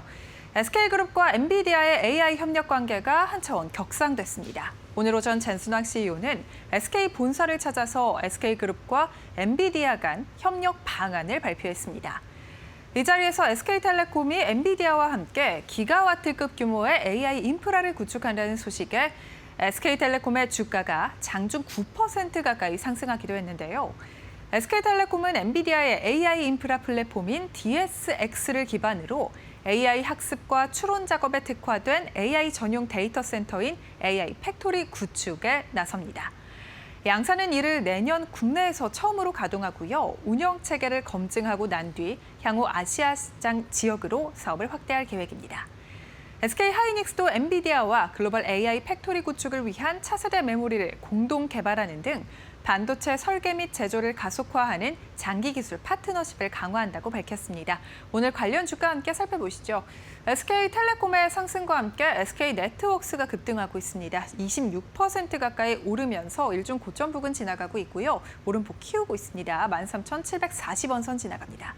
SK텔레콤 같은 경우도 5% 가까이 오르면서 11만 1,700원 선 거래되고 있습니다. 마찬가지로 장중에 9% 가까이 오르게 됐는데 조금 하락으로 전환이 됐었는데요. 다시금 조금씩 올려내고 있는 듯한 모습이고요. 하이닉스 주가도 일중 고점 부근입니다. 약 3%가량 하락하면서 낙폭 줄여나가고 있습니다. 200만 원 선 회복했고요. 200만 7천 원 선 지나가고 있습니다. 네, 오늘 코스피 지수가 큰 폭으로 밀렸고 삼성전자와 하이닉스 등 반도체 대형주도 함께 하락하고 있습니다. 이러한 시장에서도 젠슨왕 CEO의 방한 효과로 엔비디아 깐부주가 시장 대비해서는 선방하고 있는데요. 특히 로봇 관련된 협력을 밝힌 두산 로보틱스가 대부분 종목이 하락하는 가운데 장중에 9%가량 상승하기도 했습니다. 두산 로보틱스는 엔비디아의 가상 시뮬레이션 로봇 훈련 인프라를 자사의 차세대 소프트웨어인 에이전틱 로봇 운영체제와 연동하는 플랫폼을 구축 중입니다.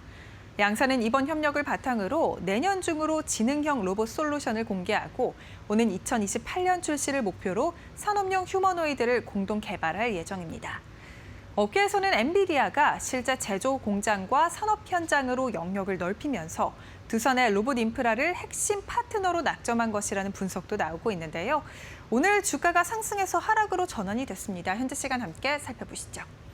SK그룹주는 일제히 강세 탄력 붙고 있지만 두산 로보틱스는 5% 가까이 하락하고 있습니다. 13만 2,900원 선 지나가고 있고요.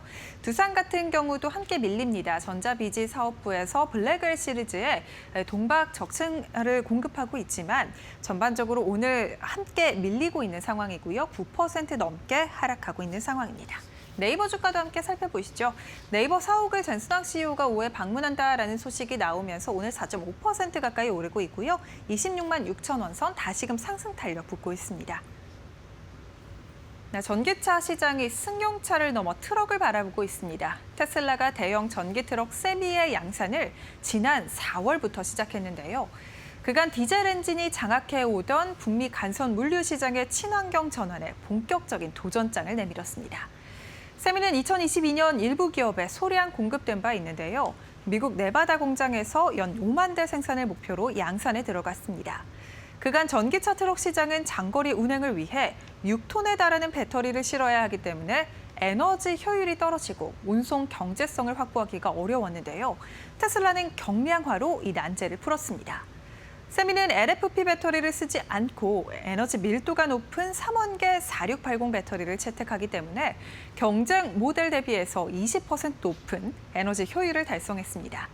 국내 배터리 시장에 또 한 번의 기회가 될 수 있을지 주목되는데요. 다만 오늘 배터리 3사 주가는 밀리고 있습니다. 주가 함께 살펴보시죠. LG 에너지솔루션 5%가량 하락하는 흐름 이어가고 있습니다. 39만 1,000원 선 거래되고 있고요. 삼성 SDI의 낙폭이 조금 더 큽니다. 10% 가까이 밀리면서 50만 8,000원 선 거래되고 있습니다. 에코프로 주가도 10% 넘게 하락하면서 장 초반과 비슷한 분위기 이어가고 있습니다.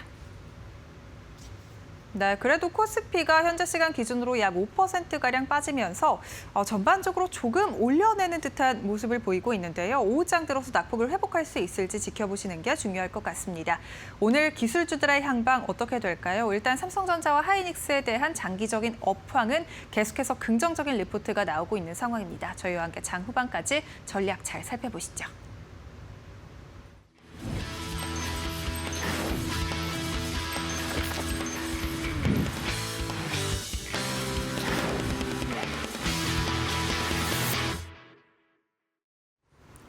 상위 1% 초고수의 픽 시간입니다. 오늘 고수들은 어떤 종목에 관심을 가지고 있을까요?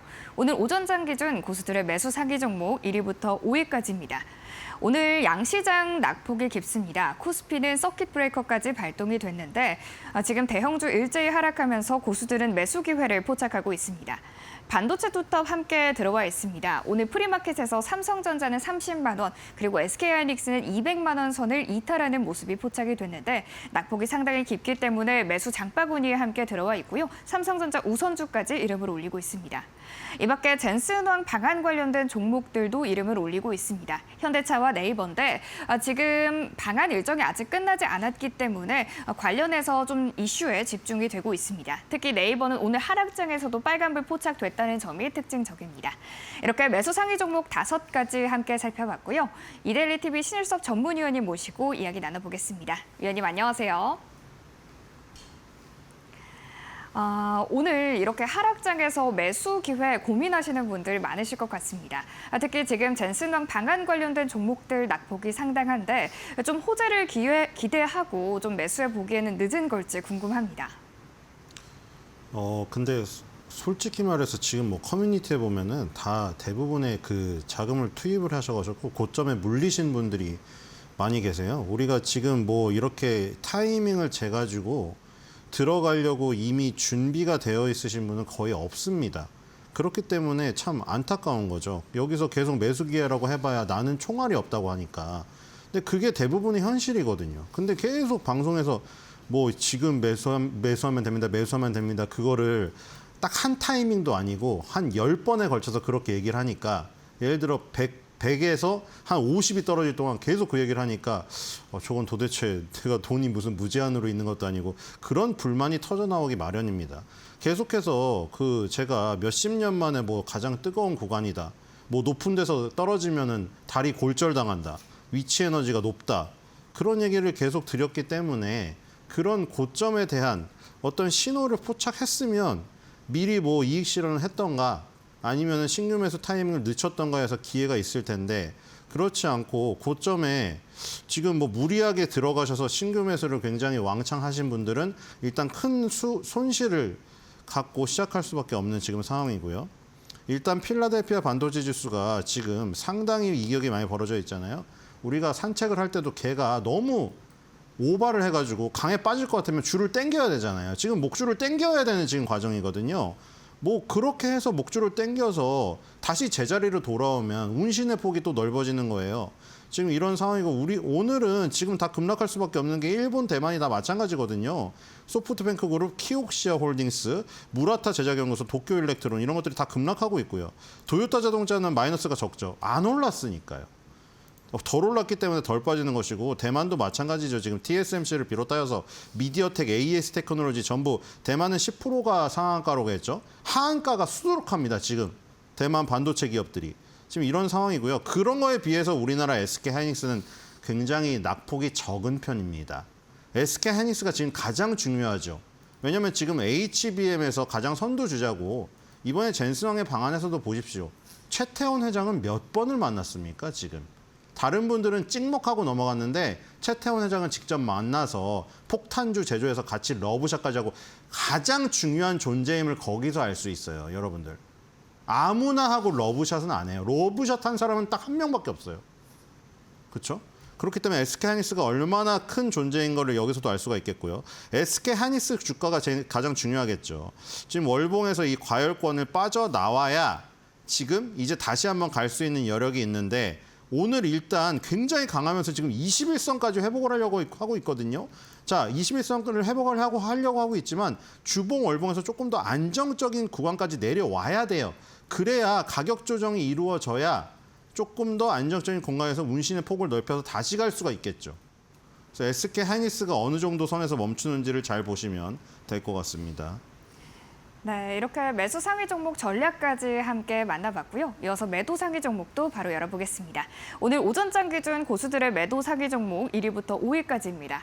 지금 SK텔레콤이 1순위로 들어와 있습니다. 엔비디아와의 협력 소식이 들려주면서 상승 전환됐는데 다만 상승폭이 좀 제한적입니다. 관련해서 전략 잠시 후에 세워보도록 하겠습니다. 이 밖의 종목들은 일제히 빠지면서 이름을 올리고 있습니다. 특히 전장에서 좋았던 원익 IPS나 LG 이노텍 모두 하락 전환됐다는 점이 좀 특징적이고요. 한국콜마와 LG 모두 4거래일 연속 낙폭을 키워내면서 이름을 올리고 있습니다. 이렇게 매도 상위 종목 5가지 함께 살펴봤고요. 오늘은 이 중에서도 SK텔레콤 관련해서 전략 세워보도록 하겠습니다. 위원님, 지금 엔비디아와 SK 협력 소식이 또 나왔습니다. AI 팩토리를 짓는다고 하는데 이 호재가 SK텔레콤이 아닌 SK네트워크 쪽으로 좀 붙고 있어요. SK텔레콤을 가지신 분들은 좀 팔아야 될지 궁금합니다. 네, 이것도 마찬가지인데 가장 덜 올랐기 때문에 오를 수 있는 여력이 있는 거예요. 지금 SK텔레콤 지금 통신주이기도 하죠. 일단 기본적으로 방어 능력이 있고요. 아무리 사람이 변했어도 태어날 때 그 근본 습성은 버리지 못하죠. SK텔레콤 원래 방어 주식이잖아요. 통신주로서. 그런 방어 주식이 능력이 좀 있고 그렇다고 해서 그게 8%까지 오를 거냐? 그건 아니죠. 그러니까 그거는 이제 성장주의 모멘텀으로 바뀐 어떤 얼굴의 면모가 여기 더해진 거라고 보시면 되겠죠. SK텔레콤은 지금 월봉에서 과열권이긴 한데 2014년 이후에 11년 만에 가장 뜨거운 과열권이거든요. 근데 주봉이랑 일봉에서 안정적인 위치로 내려왔기 때문에 올라갈 수 있는 거예요, 이거는. 지금 주봉에서도 보시면은 지금 이 SK텔레콤 완전히 이격을 벌이면서 가지 않았고 지금 10주선을 타면서 안정적으로 가고 있죠, 지금. 2026년도 초반부터 달렸을 때 보시면 항상 여기 10주선에서 지지받는 거 보이죠? 지금도 거기가 살아있기 때문에 다시 가는 것이고 6월 달에 고점에서 이렇게 이격이 벌어지자 좁힌 다음에 가니까 다시 갈 수 있는 거잖아요, 지금. 그렇죠? 일봉에서는 아예 과열권에서 벗어나 버렸고. 그러니까 지금 다시 갈 수 있는 여력이 있는 거예요, 얘는. 14만 원까지도. 그러니까 SK텔레콤처럼 중간중간에 이격 조정을 하면서 가면 운신의 폭이 넓어지게 됩니다. 네, 버블맵 통해서 현재 상황 살펴보겠습니다. 필라델피아 반도체 지수가 10% 넘게 하락하고 예상보다 높은 이 고용 지수가 또 금리 인상 우려까지 부각이 되면서 우리 증시도 검은 월요일을 맞이했습니다. 버블맵 통해 살펴보면요. 반도체가 8.2% 하락, 운송 물류가 7%, 금융 역시 8.7%, 전기전자가 8.2%까지 굉장히 낙폭을 키워가고 있는데요. 전기전자 안에서 로봇주들, 이 두산 로보틱스가 장중 3%대 상승을 하긴 했지만 현재는 7% 가까이 다시 하락하고 있는 모습입니다. 약세장 안에서 오늘은 함께 이야기해볼 섹터로 반도체 섹터 만나보겠습니다. 오늘 오전 8시부터 SK 서린빌딩에서 엔비디아와 SK 하이닉스, SK 그룹의 협력 방안이 공개가 됐습니다. AI 팩토리를 함께 만들 거다라고 하면서 이 반도체 메모리 공급 더욱 굳건히 할 거라고 못을 박았는데요. 하지만 이 현재 반도체 두 쪽으로 호재로 사용되지 못하는 모습입니다. 반면에 이 반도체 소부장 쪽으로는 시장 대비해서 낙폭이 조금 제한적인 모습인데요. 원익 IPS와 테스 등은 장 초반 강보합권에서 좀 거래가 되기도 했고요. 상대적으로 좀 덜 그래도 하락을 하는 모습입니다. 위원님, 사실 이 반도체 투톱들 아무래도 좀 크게 올라서 또 많이 빠지는 경향이 있긴 하겠지만 지금 반도체 소부장은 어떻게 이렇게 좀 낙폭이 제한적일 수 있는지도 궁금하고요. 관련해서 투자 전략도 세워볼 수 있는 게 있을까요? 네, 이것도 마찬가지입니다. 이격이 덜 벌어져서 지금 반등을 하는 거죠. 지금 원익 IPS는 주성 엔지니어링에 비해서 이격이 상대적으로 적죠. 주성 엔지니어링은 이격이 너무 많이 벌어졌습니다, 지금. 뭐 물론 오늘 낙폭이 원익 IPS가 더 크긴 합니다만 지금 이격 자체가 상대가 되지 않고요. 그리고 지금 뭐 젠스왕이 뭐 여러 가지 소식을 발표했다. 그리고 뭐 지금 반도체 업황은 좋다. 뭐 지금 마이크론 테크놀로지 목표 주가가 $1,200다. 이런 얘기가 나오는데 급락을 하니까 제가 분명히 얘기 드렸죠. 그래서 누구를 욕한다고요, 그러면? 애널리스트랑 언론을 욕한다고요. 야, 목표 주가를 저렇게 올리고 언론에선 좋은 얘기만 나오는데 왜 주가는 떨어져? 그런 기술적인 타이밍에 대한 문제랑 기본적인 내용이랑 어긋나는 부분이 반드시 생기는데 그거를 생각을 안 하니까 당연히 욕할 때가 정해져 있잖아요. 그렇죠? 애널리스트가 지금 이 기술적으로 지금 이격이 벌어져서 하락하는 지점이라고 해가지고 보고서를 쓰려다가 안 쓰지 않거든요. 써놓은 거는 내야 되니까요. 그날 나와야 되니까. 아침에 발간이 예정되어 있는데 갑자기 발간을 중지하지는 않으니까요. 그러니까 지금 계속해서 목표 주가는 상향 보고서가 나오고 젠스왕이 좋은 프로젝트는 발표하는데 주가는 하락을 하죠. 왜냐하면 기술적인 고점이니까요. 그래서 지금 미 원익 IPS나 주성 엔지니어링이 지금 우리나라 투톱 장비 업체인데 장비 업체들도 지금 이격 조정을 해야 돼요. 원익 IPS는 조금 기간 조정을 통해서 해결할 수 있는 측면이 있고요. 주성 엔지니어링은 가격 조정이 나와야 돼요.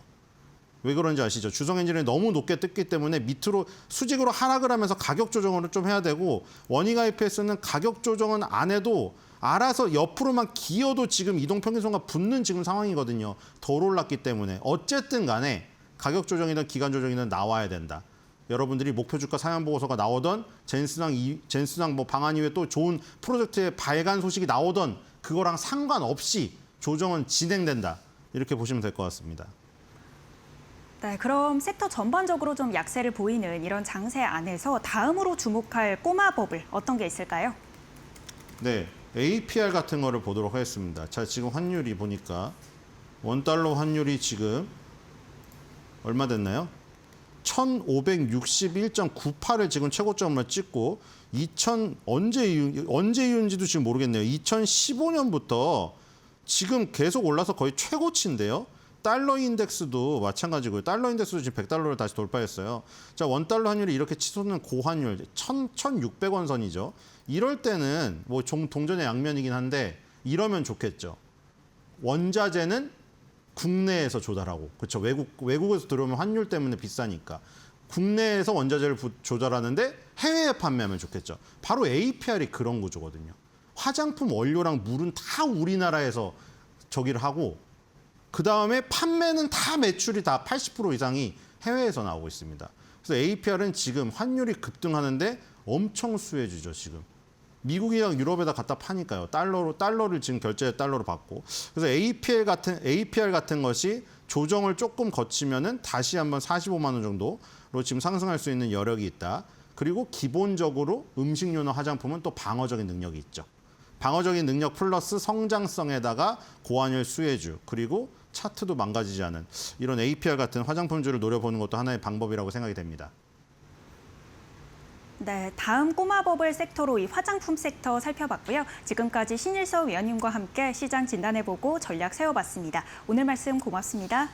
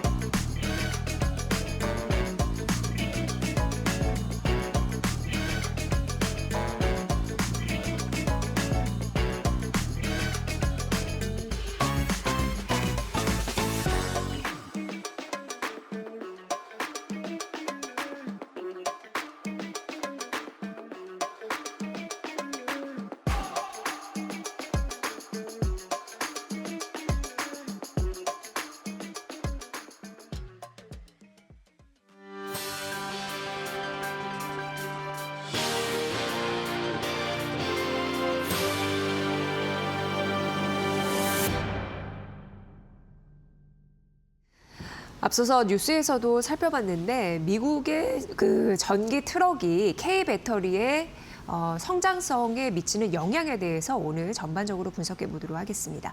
윤석천 경제평론가 모셨습니다. 어서 오세요. 네, 안녕하십니까? 네. 평론가님, 이 미국의 그 전기 트럭 네. 많이 팔리는지 오늘 네. 이에 대해서 분석을 해주신다고 했는데 네. 왠지 또 K 배터리에 긍정적인 소식이 있을 것 같긴 예, 그렇습니다. 하고. 예. 예. 사실 미국의 그 상용차죠. 네. 정확하게 얘기하면 뭐 한 4톤에서 한 38톤 정도까지의 어떤 트럭이라든지 밴이라든지 뭐 이런 걸 갖다가 버스, 그게 이제 보통 우리가 상용 트럭으로 상용차라고 이제 구분을 하는데 이게 미국 같은 경우에도 굉장히 양극화되어 있습니다. 예. 사실 캘리포니아주 같은 경우에는 24년 기준으로요. 이런 어떤 전기 상용차가 한 23% 침투율을 기록했으니까 어떻게 보게 되면 티핑 포인트를 지났다라고 볼 수 있는 거고요. 미국 전체로 놓고 보게 되면은 침투율이 한 1% 정도밖에 안 되니까 아직도 가야 될 길이 굉장히 많다. 그런데 이제 캘리포니아주가 저번 시간에 제가 얘기했던 것처럼 전기 트럭에 대한 보조금 정책을 6월 28일부터 이제 시행할 예정입니다. 그래서 사실은 이미 이제 캘리포니아주 같은 경우에는 전기 트럭 침투율이 굉장히 높은 상황이지만 전기 트럭의 어떤 침투가 점점 빨라지고 있다. 네. 이렇게 얘기할 수는 있는 겁니다. 일단. 예. 그렇다면은 그 목표에 조기 달성할 가능성이 있는지 우리가 여러모를 좀 살펴봐야 될 것 같습니다. 네네네. 네. 일단 그 캘리포니아 대기질 관리국이 발표하는 자료들이 있어요. 이게 좀 늦게 발표가 됩니다. 현재까지는 24년도께 발표가 돼 있는 거고요. 25년도 이제 이 그 통계 같은 경우에는 올해 말경에나 이제 발표가 되거든요. 네. 근데 24년 통계를 놓고 보게 되면 클래스 2B에서 클래스 A까지 이 상용차 기준입니다. 클래스 2B라는 건 뭐냐면은 총 중량이 4톤 이상 되는 차를 얘기를 하는 거예요. 그다음에 2B가요? 예, 2B가 클래스 A라는 건 뭐냐면은 15톤 이상, 35톤 이하에 우리가 일반적으로 보는 대형 전기 트럭들 있지 않습니까? 네네네. 그걸 갖다가 얘기하는 거거든요. 근데 그게 24년도에 이미 침투율이 한 23%에 달았고요.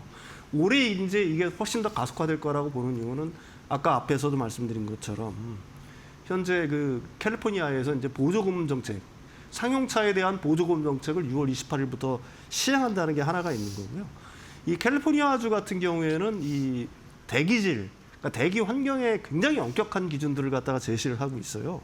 아까도 얘기했지만 당근 정책으로는 이제 보조금을 주는 거고요.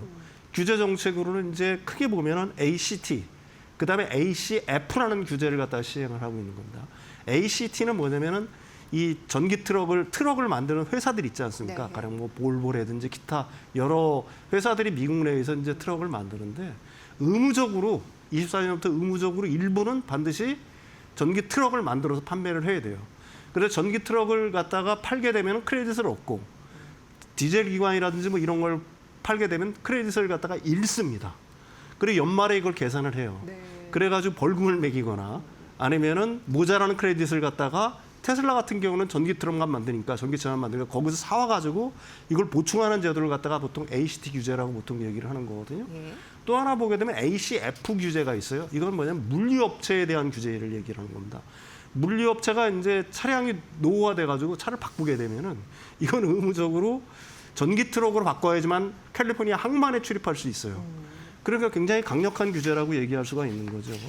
이 규제가 일단 합해지면서 사실은 그 24년도도 마찬가지지만 25년, 26년 올해 같은 경우에는 더 가속화될 거라고 보고 있는 거고요. 현재 이 지금 이제 그 보조금을 갖다가 다시 주려고 하고 있는 거 아니겠습니까? 그 바람에 지금 클래스 8 그 전기 트럭들의 어떤 그 뭐라고 할까요?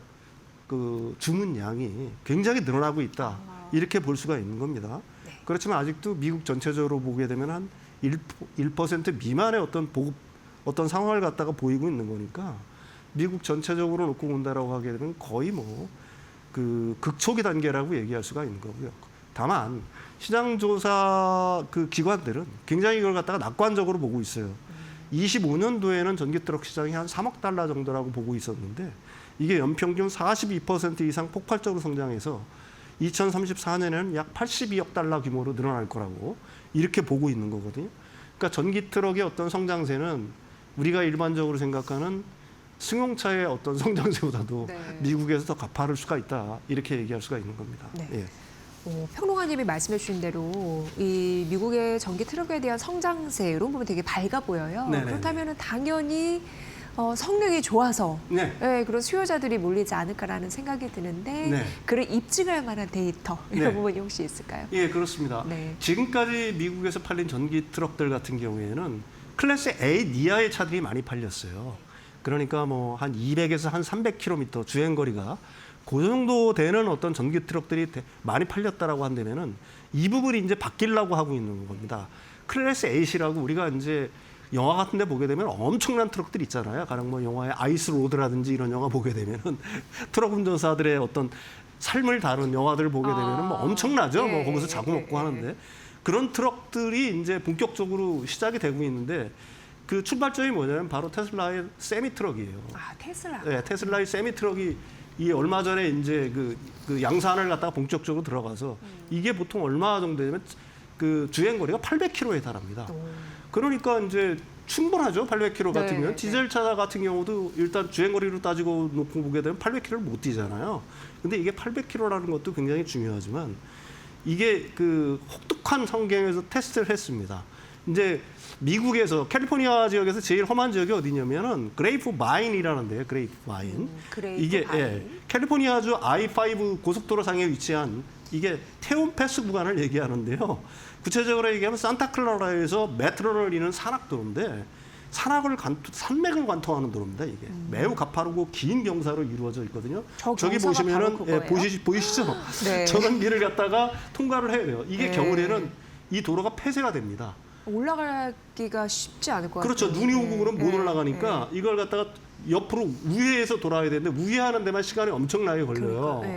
그러니까 이 도로를 갖다가 이 실제로 뭐라고 할까요? 미국의 트럭 운전사들 같은 경우에는 트럭의 어떤 내구성이라든지 한계를 시험하는 악마의 구간으로 사실은 불리는 도로거든요. 근데 이걸 갖다가 한 물리업자가 세미 트럭을 가지고 테스팅을 했습니다. 근데 이게 굉장히 놀라운 결과를 얻은 거예요. 일단 오르막길에서는 압도적인 토크를 갖다가 발휘했다. 이게 무슨 말이냐면 우리가 한계력이라든지 강원도 길을 이렇게 가다 보면은 트럭들이 저속으로 가잖아요. 간신히 막 올라가는 차들을 많이 봤을 거예요. 아슬아슬. 네. 디젤 엔진은 사실 그럴 수밖에 없죠. 토크가 낮으니까 저속 기어로 바꿔가지고 어떻게 보게 되면 뭐 거북이 운행을 할 수밖에 없는데 전기 트럭은 그게 아니죠. 이게 전기 모터로 움직이니까 거의 뭐 승용차 같은 수준으로 올라갈 수가 있다는 얘기입니다. 더 놀라운 건 뭐냐면 내리막길이에요.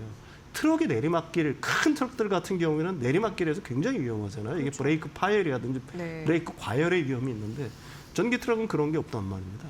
이게 그 회생제동이 그 작동을 하니까 모터의 저항을 이용해서 이제 차량의 속도를 줄이면서 동시에 그 에너지를 전기로 변환해 다시 배터리를 충전하는 게 회생제동 아니에요. 그러니까 브레이크 과열이라든지 이런 걸 갖다가 원천 차단하게 됐다. 그래서 이 세미트럭을 운전한 기사들이 굉장히 놀랐다라고 얘기를 하는 거고요. 이게 갖는 의미는 굉장히 어떻게 보게 되면 미국에서는 굉장히 커요. 미국에서는 지금 이 대형 트럭, 클래스 8 운전기사를 구하는 게 너무나 힘들다라고 얘기를 합니다. 우리가 영화에서 봤던 것처럼 그분들의 삶이 녹록지 않잖아요. 굉장히 고달프잖아요. 그다음에 진동, 디젤 소음 얼마나 커요. 그다음에 매연, 이것들에 이제 굉장히 거기에 시달리다 보니까 사실 운전이 굉장히 어렵기도 하고요. 그래서 그 뭐라고 할까요? 그 운전하시는 분들 갖다가 구하기가 굉장히 어려운데 이 세미트럭 같은 경우는 그게 아니란 얘기죠. 거의 뭐 반자동화돼 있고 이제 운전도 소음도 없죠, 진동도 없죠, 매연도 없죠. 굉장히 편안한 상태에서 운전을 할 수 있다는 것 때문에 사실 부인난 해소의 하나의 방책이 될 수 있다는 거고요. 경쟁률이 세질 수도 있겠네요. 그렇죠. 그다음에 이제 압도적인 경제성입니다. 이 전기료가 미국의 전기료가 비싸다고 하더라도 이 디젤 연료비의 3분의 1 수준이라고 얘기합니다. 그다음에 유지 보수비가 안 들잖아요. 가령 뭐 엔진 오일을 갈아야 된다거나 터보 차저를 갈아야 된다거나 아니면 뭐 매연 정함 장치에 어떤 수리를 해야 된다거나. 그다음에 이제 가장 중요한 게 뭐냐면 이번에 세미트럭이 그 양산이 돼서 나오기 시작하면서 중장거리 화물 운송의 게임 체인저가 돼버린 거예요. 지금까지 전기 트럭은 그냥 단거리 한 200에서 한 300km 정도만 가는 어떤 차량이라는 인식이 굉장히 강했었는데 이게 주행 거리를 갖다가 800km까지 늘림으로 인해 가지고 기존의 그 디젤 차량들 그 클래스 8 디젤 차량을 갖다가 완전히 어떻게 보기에는 대체할 수 있는 기반 자체가 마련이 됐다. 이런 의미를 담고 있다라고 얘기할 수가 있는 거죠. 네. 앞서서 그 보조금 말씀도 네네네. 해주셨는데 네. 이 캘리포니아주가 상용차에 이제 보조금을 준다라는 네네. 이슈도 있잖아요. 네네네. 좀 영향을 미치지 않을까? 이거 굉장히 큰 영향. 지금 밀리고 있습니다. 클래스 8에 네. 대한 주문이 밀리고 있는데 이게 2030년까지 총 10억 달러 규모를 지급을 하는 건데요. 일단 대형 물류업체에는 한 대당 한 12만 달러까지 줘요. 와. 그리고 이 중소형 개인 차주들 있잖아요. 이거는 그 소규모 물류업체라든지 이런 거는 그 각종 항만 지원금을 중복으로 수령해가지고 최대 33만 달러까지 이걸 받을 수 있습니다. 네네네. 그럼 지금까지 보게 되면은 디젤 그 클래스 8 기준으로 디젤 트럭 같은 경우에 한 10만 달러에서 20만 달러였거든요. 그리고 그 세미 트럭 같은 경우가 30에서 40만 달러 정도 해요. 그러니까 10만 달러를 정도 받아도 굉장히 많이 아낄 수가 있고 만약에 33만 달러까지 받는다라고 하게 되면은 디젤 트럭을 갖다가 사는 것보다도 오히려 더 싸게 살 수 있다. 예. 그러니까 어떻게 보게 되면 전기 트럭이 초기 투자 비용이 너무 많이 들어가지고 그걸 갖다 못 사는 사람들이 많았는데 이번 보조금 정책으로 인해 가지고 가령 뭐 소규모 업체라든지 아니면은 그 뭐라고 할까요 물류업체들 같은 경우에는 이제는 충분히 접근 가능한 수준의 어떤 가격대를 갖다가 그 형성을 했다 이렇게 놓고 보는 거고요. 그 다음에 이제 캘리포니아주가 이걸 어떻게 보게 되면 연방 정부랑 정반대의 길을 가는 거잖아요. 연방 정부 같은 경우는 보조금을 싹 없앴는데 캘리포니아주가 이제 독자적으로 6월 28일부터 그 상용차에 대해서 이제 보조금 지급을 하고 있는 네. 거고요. 그 다음에 거듭 말씀드린 7월 달부터는 승용차에 대해서 또 보조금을 지급할 예정입니다.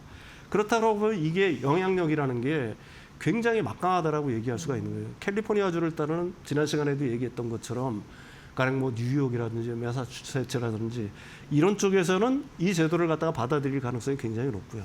무엇보다도 이게 캘리포니아주로 들어오는 항만으로 들어오는 이 그 뭐라고 할까 트럭들 같은 경우에는 반드시 캘리포니아주가 아닌 다른 주에서 오는 것들도 굉장히 많을 거 아니에요. 네.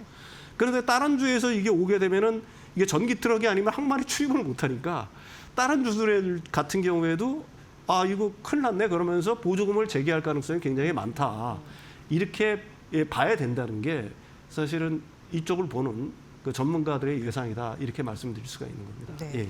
차체가 큰데 압도적인 성능도 있고 네. 안전하고 네. 그리고 무엇보다도 이제 보조금 준다고 하니까 뭐 안 할 이유가 없지 않을까. 네, 그렇습니다. 예. 네, 뭐 산업 현장에서는 이런 생각이 드는데요. 네, 네. 그렇다면 이게 K 배터리에 당연히 이제 긍정적인 영향을 미칠 것 같아요. 전기 트럭이다 보니까 네, 네, 네. 그 안에 배터리 또 한국산 많이 쓰지 않을까 네, 네. 이런 생각이 또 드네요. 네, 그렇습니다. 네. 이게 지금 그 전기 트럭이라는 게 굉장히 중요한 부분이고요.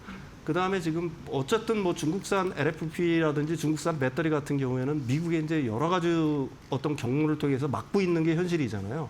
거기에 더해서 사실은 이 전기 트럭이 갖는 의미는 굉장히 뭐라고 할까 큰 게 뭐냐면은 일단은 굉장히 대용량의 배터리들이 여기에 들어가게 됩니다. 예. 그러니까 대용량이라고 하게 되면은 여러분들이 그 좀 의아하실 텐데 보통 우리가 일반적인 전기 승용차에는 50kWh에서 많아야 한 100kWh 정도가 들어가잖아요. 근데 일반적으로 여기에 들어가는 그 배터리의 크기가 어느 정도 되냐면은 500kWh에서 1MWh 정도의 배터리들이 들어갑니다. 그럼 구체적으로 설명하면 이게 어느 정도가 되는 거냐면은 전기 승용차의 10배에서 심지어는 15배 정도 크기의 배터리들이 들어가는 거예요. 그러니까 한 대를 팔게 되면 전기 승용차 한 15대 정도를 파는 것과 같은 네. 그런 정도의 엄청난 배터리 들어가야 된다라고 볼 수가 있는 거고요. 그보다 더 중요한 건 뭐냐면은 우리가 이게 트럭이잖아요. 트럭이라고 하게 되면은 그 적재량을 갖다가 늘려야 될 거 아니겠습니까? 그런데 배터리들이 무거우면 적재량이 줄어들 수밖에 없겠죠. 총중량이 일단 딱 정해져 있는 그렇죠. 것들이니까. 그러니까 뭐 클래스 8 같은 경우에는 15톤 이상이고 클래스 2B 같은 경우에는 총중량이 한 4톤 정도 되는 거니까 거기서 이 배터리가 차지하는 비중이 굉장히 높아지게 되면은 배터리 무게가 높아지게 되면은 그 화물을 갖다가 덜 실을 수밖에 없잖아요. 그렇죠, 그렇죠. 그러니까 일단 배터리가 가벼워야 된다는 게 전제 조건이 되는 겁니다. 그러니까 배터리가 가벼우면 가벼울수록 그 뭐라고 할까요? 물건을 더 실을 수가 있는 거니까요. 이게 첫 번째 조건이고요. 두 번째는 뭐냐면은 에너지 밀도가 굉장히 높아야 되겠죠. 가벼운 대신에 에너지 밀도가 높아야 된단 말입니다. 그래야지 800km를 갈 거 아니겠어요. 그러니까 3원 개 배터리들이 절대적으로 어떻게 보게 되면은 유리하다라고 얘기할 수가 있는 거고요. 특히 우리가 이 트럭에 어떻게 보게 되면은 그 뭐라고 할까요? 그 주행 거리를 생각해 볼 필요가 있어요. 일반 승용차 같은 경우에는 1년에 뭐 2만 킬로 뛰는 것도 사실은 웬만한 분들 같은 경우는 좀 어렵잖아요. 네. 가령 뭐 수도권 저 외곽에서 출퇴근을 한다거나 그러면은 2만 킬로를 뛰지만은 일반적인 분들 같은 경우에는 1년에 2만 킬로 뛰기도 어렵지만 트럭 같은 경우는 어떻죠? 트럭은 보통 이 미국 같은 게 평균을 내보게 되면 한 10만 마일 정도를 주행한다고 합니다. 그러면 이게 어느 정도 되는 거냐면은 이게 킬로미터로 환산하게 되면 한 16만 킬로미터 정도 되는 거거든요. 그러니까 이게 무슨 얘기냐? 내구성이 있어야 된다는 얘기예요. 두 번째는 이게 엄청난 큰 배터리들이 들어가잖아요. 일반적으로 이제 전기 이제 차 같은 경우도 완속 충전을 하게 되면 시간이 엄청나게 걸리잖아요. 근데 이건 완속 충전을 할 수가 없어요. 배터리가 너무 크기 때문에. 네. 결국은 그러면은 이게 초급속 충전을 해야 된다는 얘기입니다. 이게 어느 정도 규모의 초급속 충전을 해야 되냐면 메가와트급 규모의 초급속 충전을 갖다가 해야 된다는 얘기거든요. 그러면 이걸 갖다가 매일 견뎌야 되잖아요. 이거는 뭐 그 보통 전기 승용차 같은 경우에는 뭐 일주일에 한 번, 10일에 한 번 정도 충전을 하면 되지만 트럭 같은 경우는 어때요? 하루에 그 뭐라고 할까요? 주행 거리가 하루에도 뛰는 거리들이 엄청나게 기니까 거의 매일 충전을 해야 된다는 얘기예요. 그러니까 초급속 충전을 해야 되고 연간 10만 마일 이상 주행 거리를 확보하려고 하게 되면은 이게 결론적으로 뭐가 필요하냐면 고성능 하이니켈 배터리나 차세대 원통력 배터리가 필수인 거고요. 그래서 세미 트럭에 제가 알기로는 46파의 그 원통형 배터리가 들어가는 줄 알고 있어요. 여러분들이 또 물어보죠. 왜 LFP는 급속 충전을 못해? 구조적으로 그 LFP 배터리 같은 경우에는 전도도가 낮아요. 그러니까 이 리튬 이온이 움직여야 될 거 아니겠습니까? 전도도가 낮다는 얘기는 이걸 그 느리게 할 때는 아무 문제가 없어요. 이온이 리튬 이온 자체가 통과하는데 아무 문제가 없는데 이걸 급속 충전을 하게 되면 어떠냐면 터널에서 막히는 현상을 갖다가 연상하시면 됩니다. 리튬 이온이 막 쌓여서 이걸 갖다가 못 가요, 제대로. 급속 충전을 하게 되거나 급속 방전을 하게 되면은. 그럼 어떤 현상이 발생하느냐? 결국은 배터리에 어떤 열화가 진행되면서 수명 자체가 단축되는 현상들이 벌어질 수가 있는 거거든요. 그래서 지금도 계속해서 이제 그런 주장을 하시는 분들이 많아요. 가령 뭐 LFP 배터리 뭐 괜찮지 않느냐. 그다음에 뭐라고 할까요? 그러니까 안정성도 우수하고 좋지 않느냐 이런 식으로 말씀하시는 분들이 있는데 거듭 말씀드리지만 고부하가 걸리는 상황들. 그러니까 C레이트가 굉장히 높아지는 상황들에서는 3원계보다도 훨씬 열화의 속도가 빠른 거고요. 네. 그다음에 급속 충전이라든지 방전을 할 경우에도 똑같은 현상이 발생한다. 그래서 전기 트럭이 활성화되면 할수록 그다음에 전기 트럭 중에서도 클래스 A의 어떤 뭐라고 할까요? 그 비율, 전동화가 빨라지면 빨라질수록 사실은 3원계가 우위를 점할 수밖에 없다. 이게 지금 현재 미국 전기 그 트럭 시장에서 나타나는 굉장히 중요한 현상이다. 이렇게 말씀드릴 수가 있겠습니다. 네, 예. 3원계 배터리의 또 중요성 여기서도 부각이 되는 거고 네네네. 미국 전기차 트럭 성장성 앞에서도 시장에 대한 그런 성장률을 말씀해 주셨는데 이게 K 배터리에 미친 영향이 또 어마어마하고 네, 그렇습니다. 앞으로 보조금 그렇게 될 영향까지 거라고 봐요. 있고 예. 그런 부분에서 여러분들 잘 생각해 보시면 될 것 같습니다. 최근 배터리 관련주에 대한 또 관심이 또 이제 생기기 시작할 것 같은데 네네. 그런 부분으로 모멘텀 챙겨가시고요. 윤석천 경제평론가와 함께 알아봤습니다. 고맙습니다.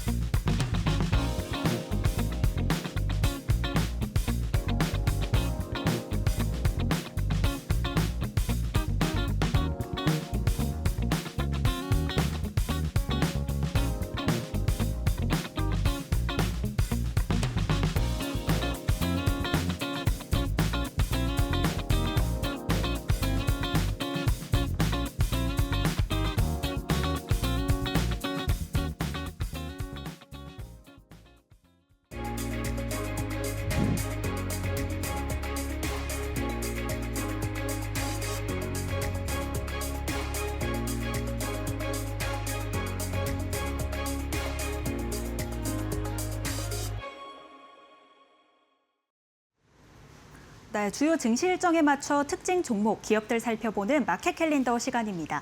젠슨황의 방안에도 불구하고 국내 증시의 검은 월요일을 면치 못했습니다. 현재 시장 상황부터 간단하게 짚어보겠습니다. 코스피 서킷 브레이커까지 발동이 됐는데 장중 7,500선을 반납했다가 현재 조금씩 낙폭을 회복하고 있습니다. 3.92% 하락하면서 7,840선에 거래가 되고 있고요. 코스닥은 5.73% 하락하면서 945포인트 선에 거래 이어갑니다. 코스피 200은 1247선에 거래되고 있습니다. 수급 상황도 살펴보시죠. 네, 외국인이 계속해서 매도를 이어가고 있습니다. 20거래일 연속해서 매도하고 있는데 코스피에서는 1조 원 넘게 팔아치우고 있고요. 코스닥은 471억 원대, 코스피에서는 개인과 기관이 동반해서 힘을 내주고 있습니다. 5,861억 원 사들이고 있고요. 기관은 장 오전부터 시작해서 4천억 원대 순매수세 보였는데 현재도 비슷한 수준으로 사들이고 있습니다. 환율도 함께 보시죠. 네, 장 초반에 1,555원에 거래가 됐습니다. 장중에 1,400선까지 좀 낮춰잡기도 했는데 1,551.18선에 현재 거래됩니다. 다음으로 시가총액 상위 종목 코스피 1위부터 5위까지 살펴보겠습니다. 삼성전자가 4.41% 하락하면서 31만 원 선에 거래되고 있고요. SK하이닉스는 장중에 180만 원 선까지 내려왔는데 현재 엔비디아 젠슨황 CEO와의 협력 방안이 구체적으로 공개가 되면서 0.29% 약보합권까지 회복을 했습니다. 262만 원 선까지 올라왔고요. SK스퀘어는 5.45% 하락, 현대차도 6.64% 파란불 들어와 있습니다. 그렇다면 이어서 주말간 젠슨황 CEO가 어떤 일정을 소화했는지 보겠습니다. 가장 첫 번째 일정으로 PC방을 방문해서 페이커 이상혁 선수와 T1 선수단과의 만남이 있었습니다. 한국 게이머들 승리를 위해 최고의 GPU를 선택했고 그중 이 엔비디아 GPU를 선택했다라는 점을 강조했고요. 또 어제는 정의선 현대차그룹 회장과 우레옥에서 평양냉면 점심 회동이 있었습니다. 이후 강남으로 이동해 이번에는 이 장병규 크래프톤 의장과 회동을 가지면서 개인적으로 좀 많이 집중을 하는 모습이었고요. 잠실 시구에 이어서 또 간부 회동까지 진행이 됐습니다. 반나절 만에 SK그룹과 또다시 오늘 협력 방안을 오전에 공개했는데요. 오늘 일정도 짚어보시죠. 오늘도 굉장히 촘촘한 일정이 준비되어 있습니다. 오전 8시 30분에 SK 관련해서 좀 소식들이 알려졌고 오후에 삼성전자 정영현 부회장과 회동이 있을 예정입니다. 또 여의도 LG 트윈타워를 방문해서 구광모 LG그룹 회장과 가전 사업을 이끄는 유재철 LG전자 사장과 또 만남이 이어질 전망이고요. 또 오늘 저녁에 피날레로 신라호텔에서 코리아 인공지능 에코시스템 리셉션이 열립니다. 다음 장도 만나보시죠. 네, 젠슨황이 PC방에서 어제 크래프톤과 NC와의 만남을 이어갔습니다. 전반적으로 좀 3차원 물리 엔진 기술 노하우를 좀 흡수하려고 한다. 이런 분석도 이어지고 있고요. 이번에 또 첫 번째 일정으로 T1 선수단과의 만남, 또 RTX를 또 선물하는 과정에 있어서 게임 쪽으로 현재 초점이 좀 이동하고 있습니다. 특히 얼리얼 엔진이나 유니티 엔진 같은 경우에는 AI를 좀 훈련시키는 용도로도 많이 쓰이는데요.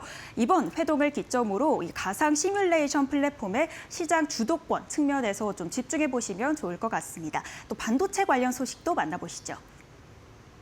네, 오늘 오전 8시에 SK그룹과 이 젠슨황 CEO 구체적인 협력 방안을 공개했습니다. 특히 SK텔레콤과는 구체적으로 AI 클라우드 사업을 할 거다라고 전하면서 이 약세장 안에서도 SK텔레콤 굉장히 좋은 흐름 보이고 있고요.